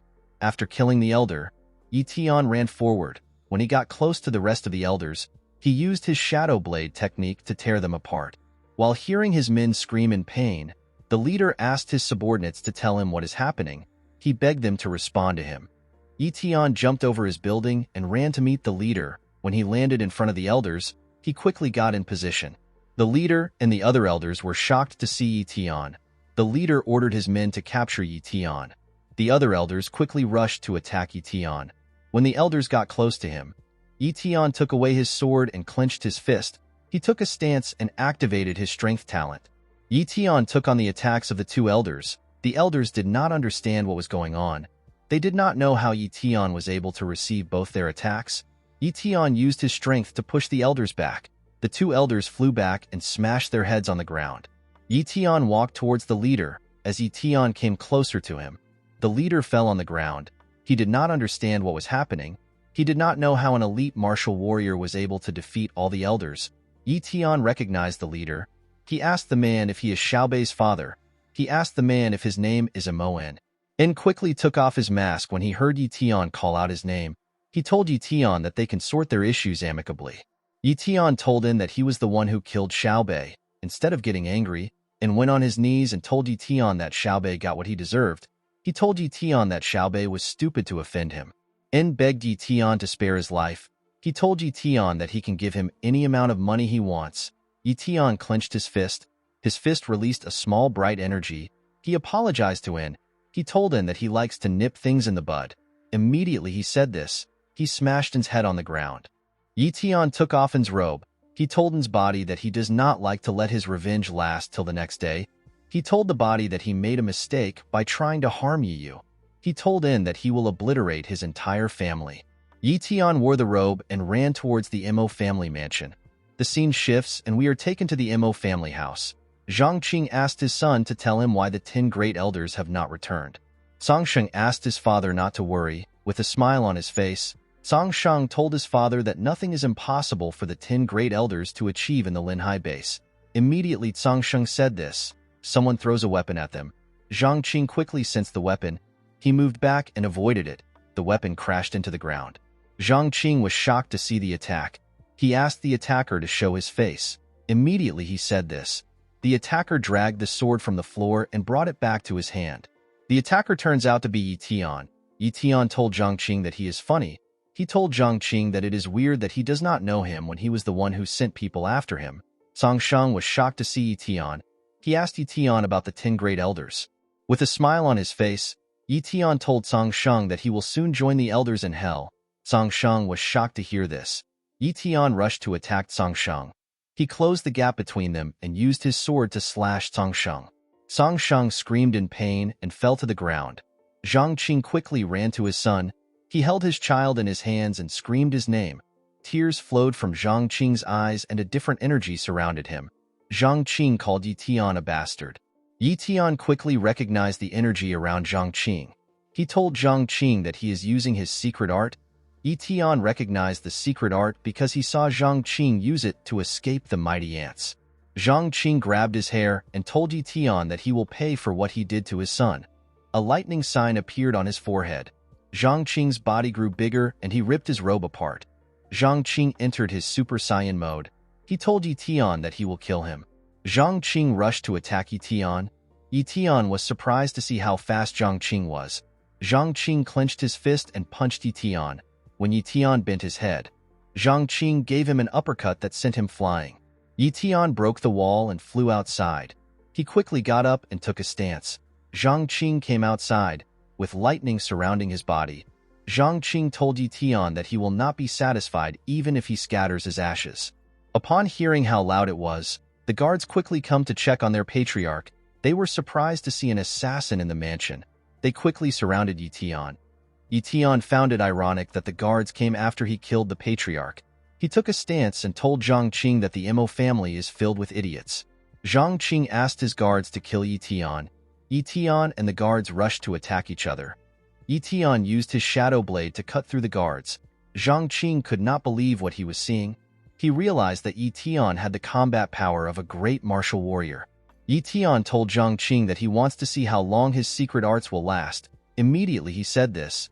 He and Zhang Qing rushed to attack each other. As the two men got close to each other, Zhang Qing brought out a huge sword. He used the sword to attack Ye Tian. Ye Tian easily blocked the attack with his sword. While Ye Tian and Zhang Qing were fighting, two men wearing a robe see the impact of the fight from a tree. Upon seeing the scale of the fight, one of the men asked if someone is fighting a great martial warrior. The man said that the great martial warrior is very strong. The man asked the other man, who appears to be his young master, if he should take a look at the fight. The young master smiled when he heard this. He asked the man, whose name is Elder Zhe, to be patient. The man took off his hood and told Elder Zhe that he wants to see how everything will unfold. The man turns out to be Ming, the current head of the Lin family. Ye Tian used his sword to push Zhang Qing back. Zhang Qing quickly put himself together and rushed to attack Ye Tian. The two men furiously attacked each other. Zhang Qing was shocked to see that Ye Tian was fast enough to block his attacks.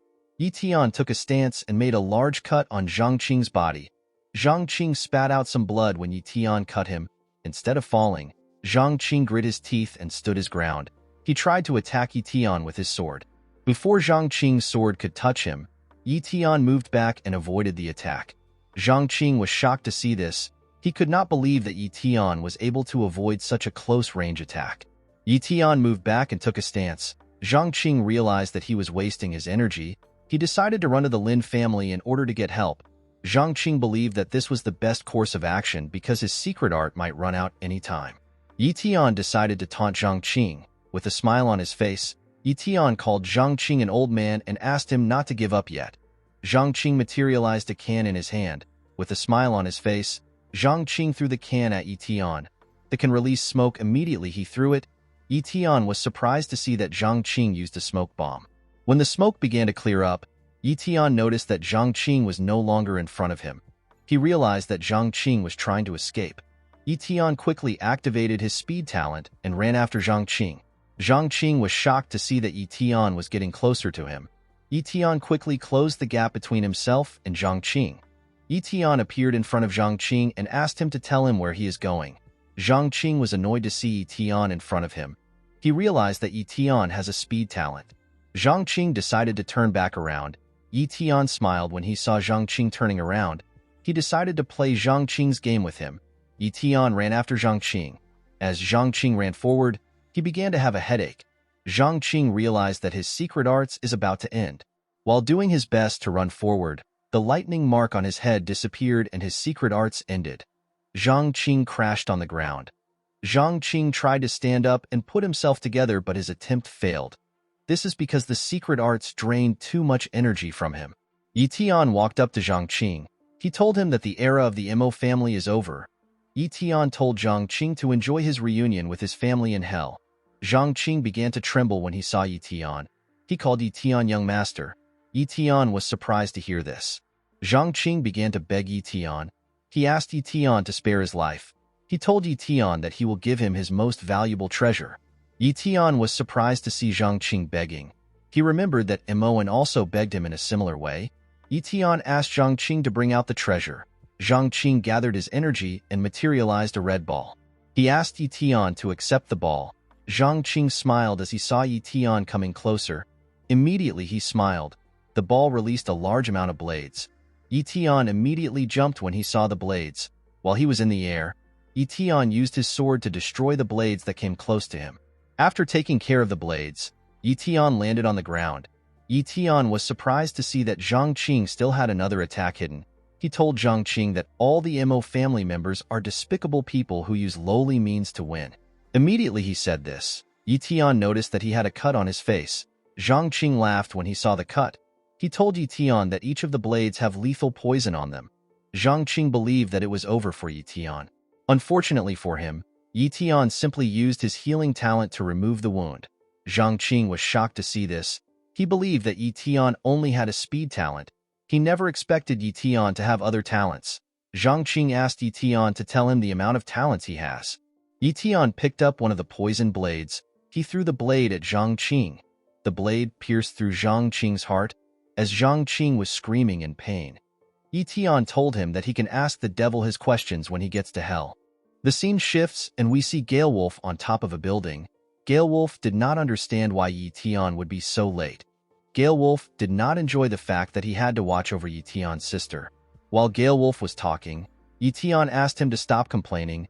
Gale Wolf was surprised to hear Ye Tian's voice. He quickly turned around.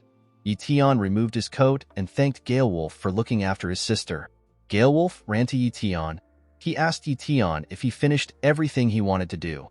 With a terrifying look on his face, Ye Tian told Gale Wolf that the Mo family will no longer exist in the Linhai base.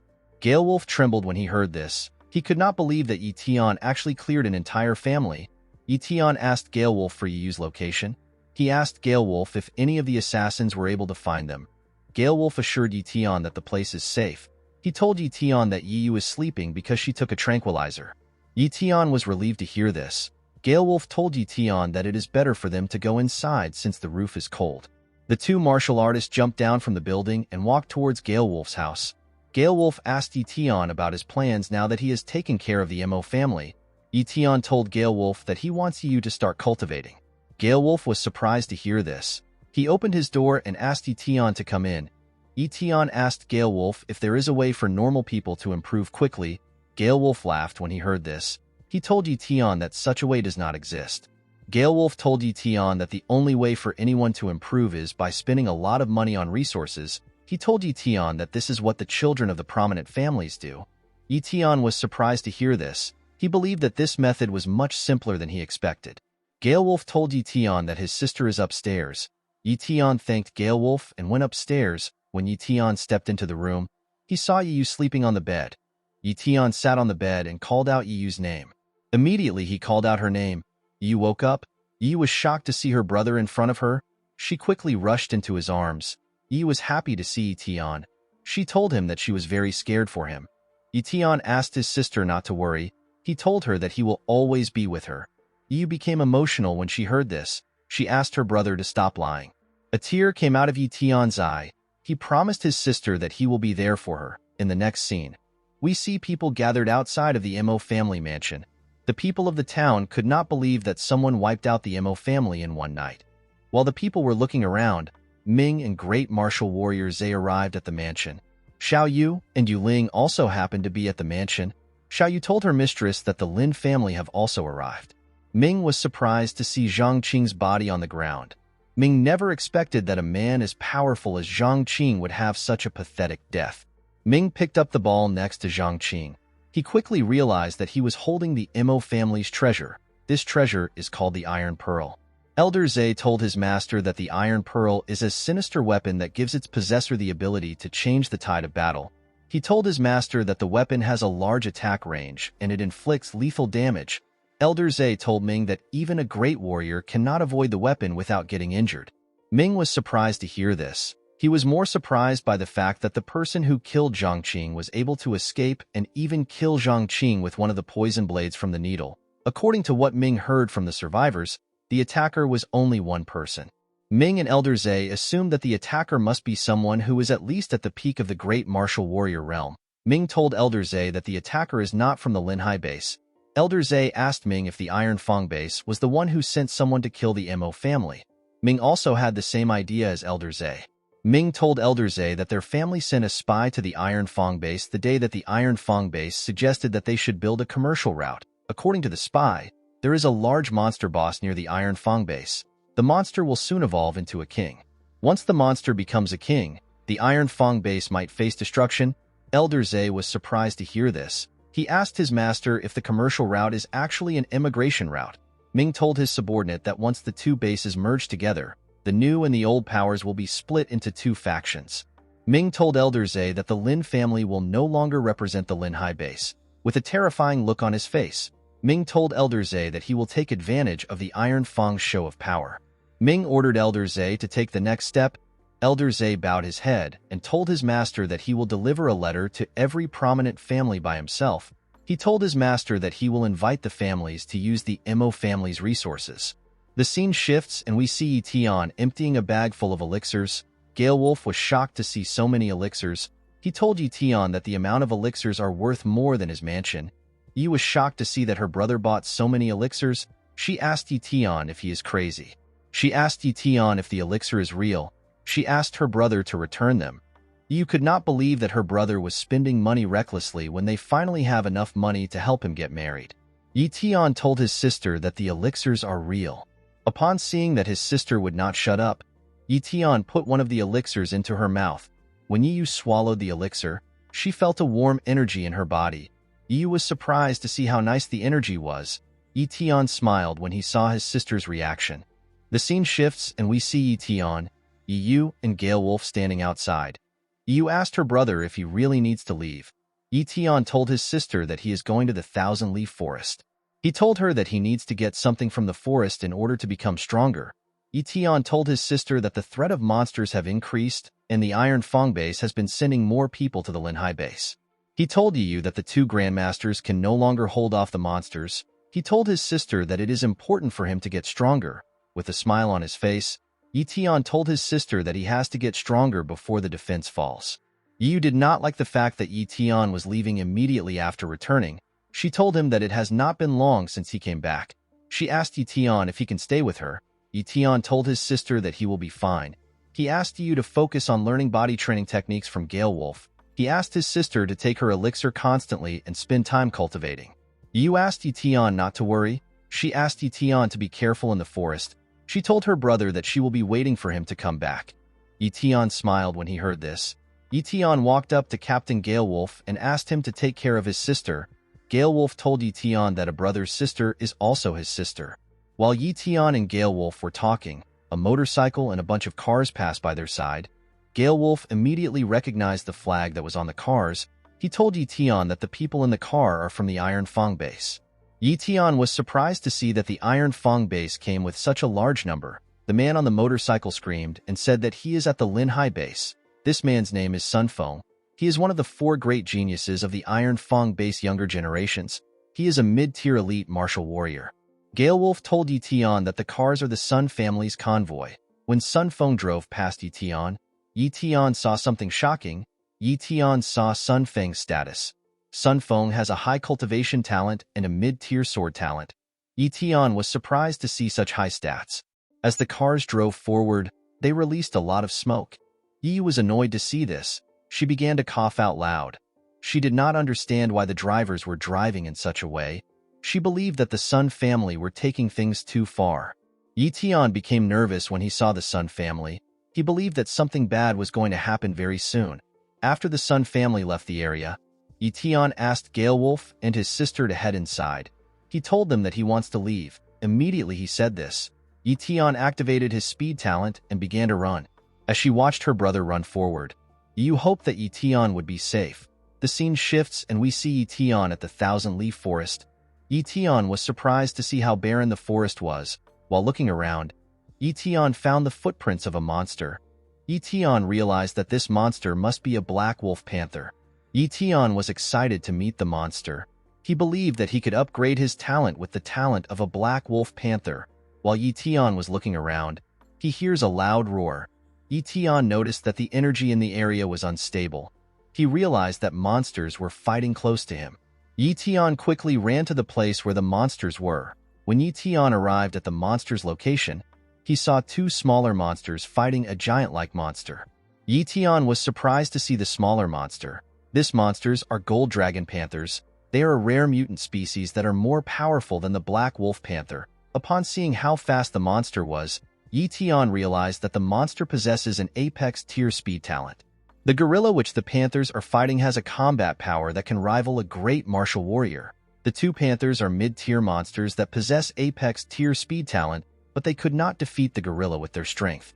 The gorilla clenched its fist and tried to squash the panthers. The panthers evaded the gorilla's attack by moving back.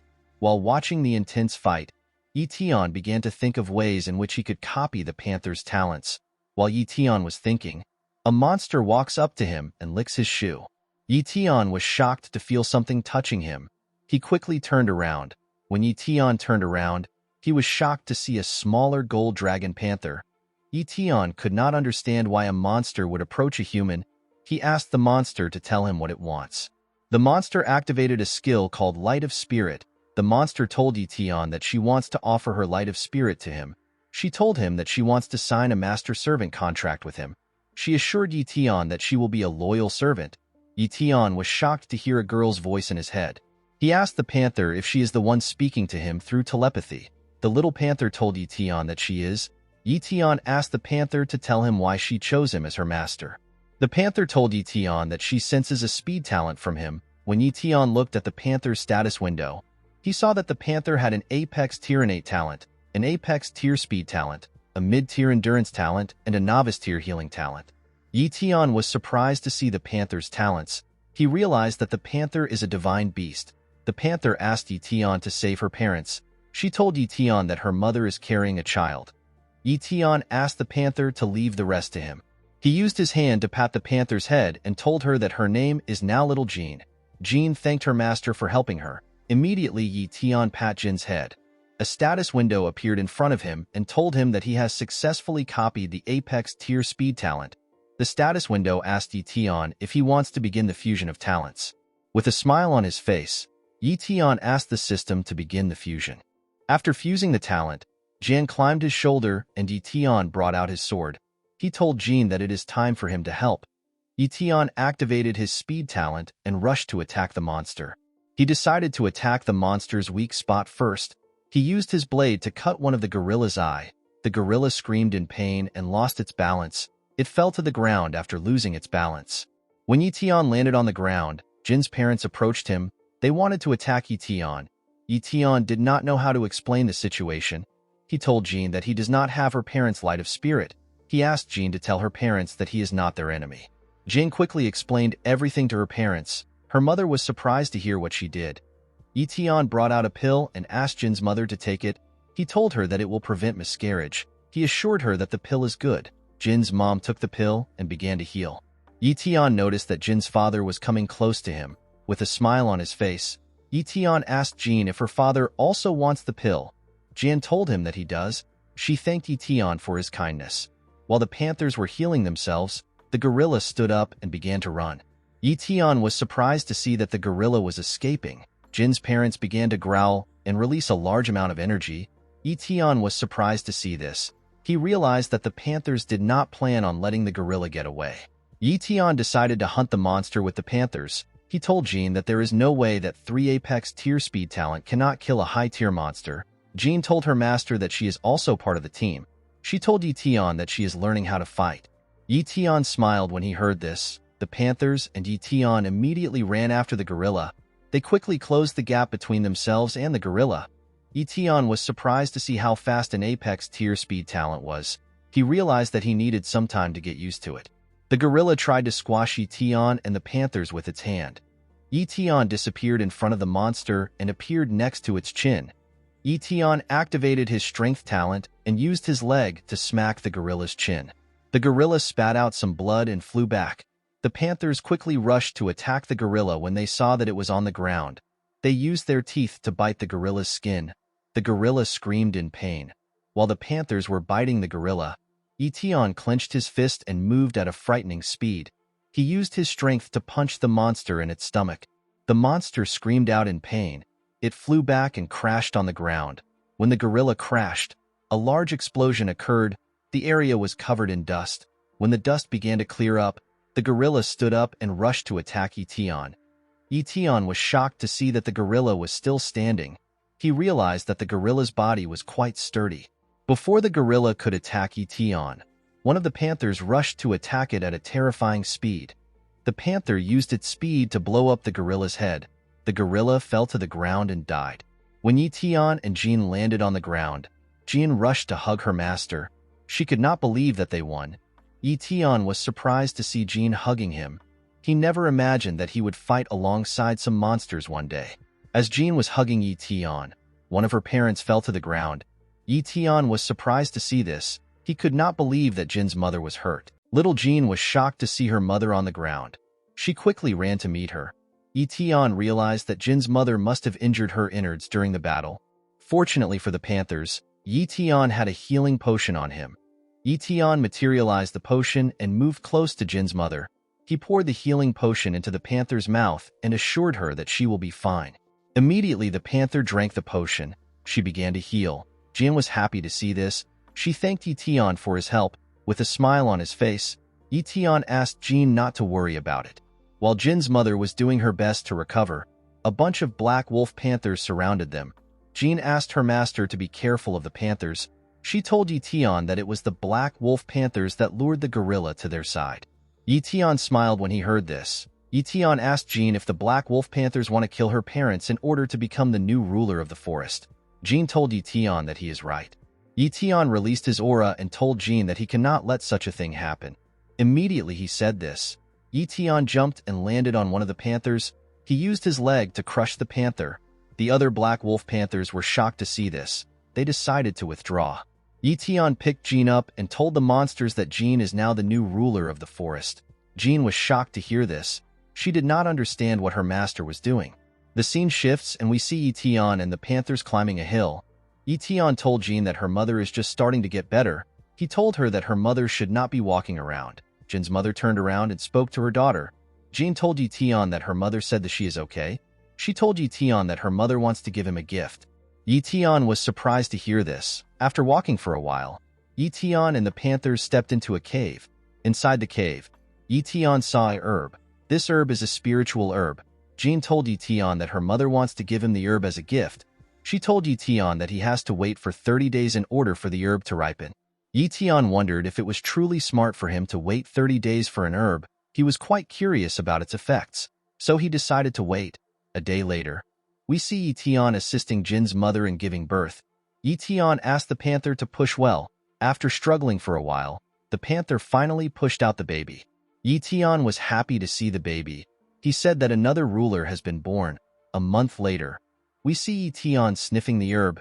Ye Tian was happy to smell the fragrance which the herb was giving off. He realized that the herb had become ripe. Ye Tian took out the red fruit on top of the herb. Jin asked her master to eat the herb quickly. Ye Tian asked Jin to calm down. He ate and swallowed the herb. The moment Ye Tian did this, he spat out some blood. Immediately he spat the blood out. He began to feel excruciating pain in his chest. Ye Tian fell on the ground and passed out. Jin was shocked to see this. She did not expect the herb to have such an effect. Hours later, we see Ye Tian wake up. Ye Tian stood up and noticed that he was having a terrible headache. Ye Tian realized that he had gained a mental ability. Mental ability is a skill that can only be used by great martial warriors and above. Ye Tian could not believe that he could already use this skill even though he is only an elite martial warrior. Ye Tian noticed that he could now sense talents within 50 meters range. He was more surprised to see that he could now copy talents through the air. He quickly tested his new skill on the panthers. Without having to touch the panthers, the system asked Ye Tian if he wants to copy the mid-tier endurance talent of the panthers.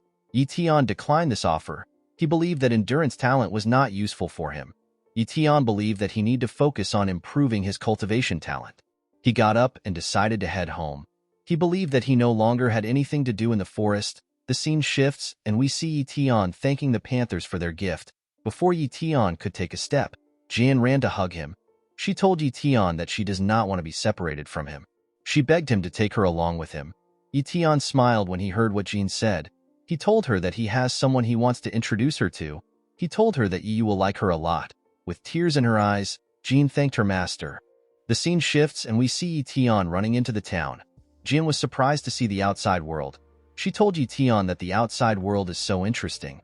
Ye Tian called Jin silly when he heard this. He told her that the outside world is very dangerous. While Ye Tian was running, he saw something odd. He quickly stopped running and went to check out what he saw. Ye Tian was shocked to see students of the 5th Academy lying on the ground. Ye Tian did not understand what was going on. When he looked around, he saw someone he recognized among the bodies on the ground. Ye Tian saw Zhang Bao. Ye Tian quickly ran to help Zhang Bao. He picked Zhang Bao up and asked him to tell him what happened. Zhang Bao woke up when he heard Ye Tian's voice. Ye Tian was happy to see that Zhang Bao was still alive. He quickly brought out a bottle filled with blood. Ye Tian asked Zhang Bao to drink the high-tier monster blood in order to regain his strength. After drinking the blood, Zhang Bao told Ye Tian what happened. Ye Tian was surprised to hear that the 5th Academy students were robbed by warriors from the Iron Fang base. Zhang Bao revealed to Ye Tian that monsters have taken over the Iron Fang base. He told Ye Tian that thousands of people from the Iron Fang base have escaped to their base. Due to the commotion in the base, robbers are quite active and the base has become a mess. Ye Tian asked Zhang Bao to tell him who is in charge of the base. Zhang Bao told Ye Tian that the Lin family is still in charge, but they have now become figureheads. Ye Tian was not surprised to hear this. He already expected that the Iron Fang base would take over their base. The scene shifts and we are taken to a dojo. We see Gale Wolf practicing sword arts with someone in the dojo. Gale Wolf used his sword to crush the person's sword. The person turns out to be Yi Yu. Yi Yu fell to the ground and complained about losing again. Gale Wolf told Yi Yu that she is doing well. He told her that she has talent. Yi Yu took off her headgear and told Gale Wolf that she is good because he is the one that taught her. Someone claps for Yi Yu when they heard what she said. Yi Yu turned around to see who was clapping. The person turns out to be Ye Tian. Yi Yu was happy to see her brother. She quickly ran to hug him. Ye Tian told his sister that she is too excited. While Yi Yu was holding her brother tightly, Jean showed herself to Yi Yu. Yi Yu was happy to see a kitten. She asked Ye Tian for her name. Ye Tian introduced Jean to Yi Yu. Yi Yu took Jean and ran off. Ye Tian was surprised to see this. Gale Wolf laughed when he saw this. He asked Ye Tian if he is surprised that Yi Yu chose a pet over him. Ye Tian was happy to hear Gale Wolf's voice. He thanked Gale Wolf for helping Yi Yu. Ye Tian realized that his sister was already a martial apprentice. The two men stepped outside. Gale Wolf asked Ye Tian if he has heard about the Iron Fang base. Ye Tian told him that he has. He asked Gale Wolf if anything happened at his house. Gale Wolf asked Ye Tian not to worry. He assured Ye Tian that his place is safe. Gale Wolf revealed to Ye Tian that Xiao Yu came to his place after he left. Xiao Yu gave Gale Wolf a cross and told him that no one from the Iron Fang base will think about harassing them after seeing the cross. Ye Tian smiled when he heard this. He could not believe that Xiao Yu did such a kind thing. Gale Wolf told Ye Tian that he was never in a situation where he had to use it. He told Ye Tian that he only encountered one problem during his leave. Ye Tian asked Gale Wolf to tell him what happened. Gale Wolf revealed to Ye Tian that a man called Sun Feng has been coming to his place in order to challenge Ye Tian to a death match. Ye Tian quickly remembered Sun Feng's name. Gale Wolf told Ye Tian that Sun Feng is one of the 4 great geniuses of the Iron Fang base. He told him that Sun Feng has been challenging elite martial warriors since he came to the Linhai base. Gale Wolf told Ye Tian that Sun Feng has not lost a single challenge since he began. He asked Ye Tian to be careful. He told him that Sun Feng is not someone to be messed with. Gale Wolf noticed that Ye Tian was not responding. He turned around and asked Ye Tian if he is listening. When Gale Wolf turned around, he saw Ye Tian smiling like a crazy person. Ye Tian was excited to fight Sun Feng. While Gale Wolf was talking to Ye Tian, Sun Feng drove his bike to Ye Tian's front. He quickly stopped his bike when he got close to Ye Tian. Ye Tian was surprised to see Sun Feng. Sun Feng immediately recognized Ye Tian. He was happy to see that Ye Tian had finally returned. Sun Feng believed that Ye Tian should already know why he came. He told Ye Tian to meet him tomorrow at Minghui Plaza at 10 a.m. He told Ye Tian that the wager for their duel will be a bronze rank blade skill. With a devious smile on his face, Sun Feng asked Ye Tian if he will dare to come. Ye Tian looked at Sun Feng's status window. He carefully released his aura and copied Sun Feng's high-tier cultivation talent. With a smile on his face, Ye Tian told Sun Feng that he will come to the plaza.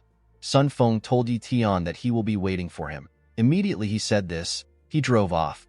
After Sun Feng drove off, Gale Wolf told Ye Tian that he was too impulsive.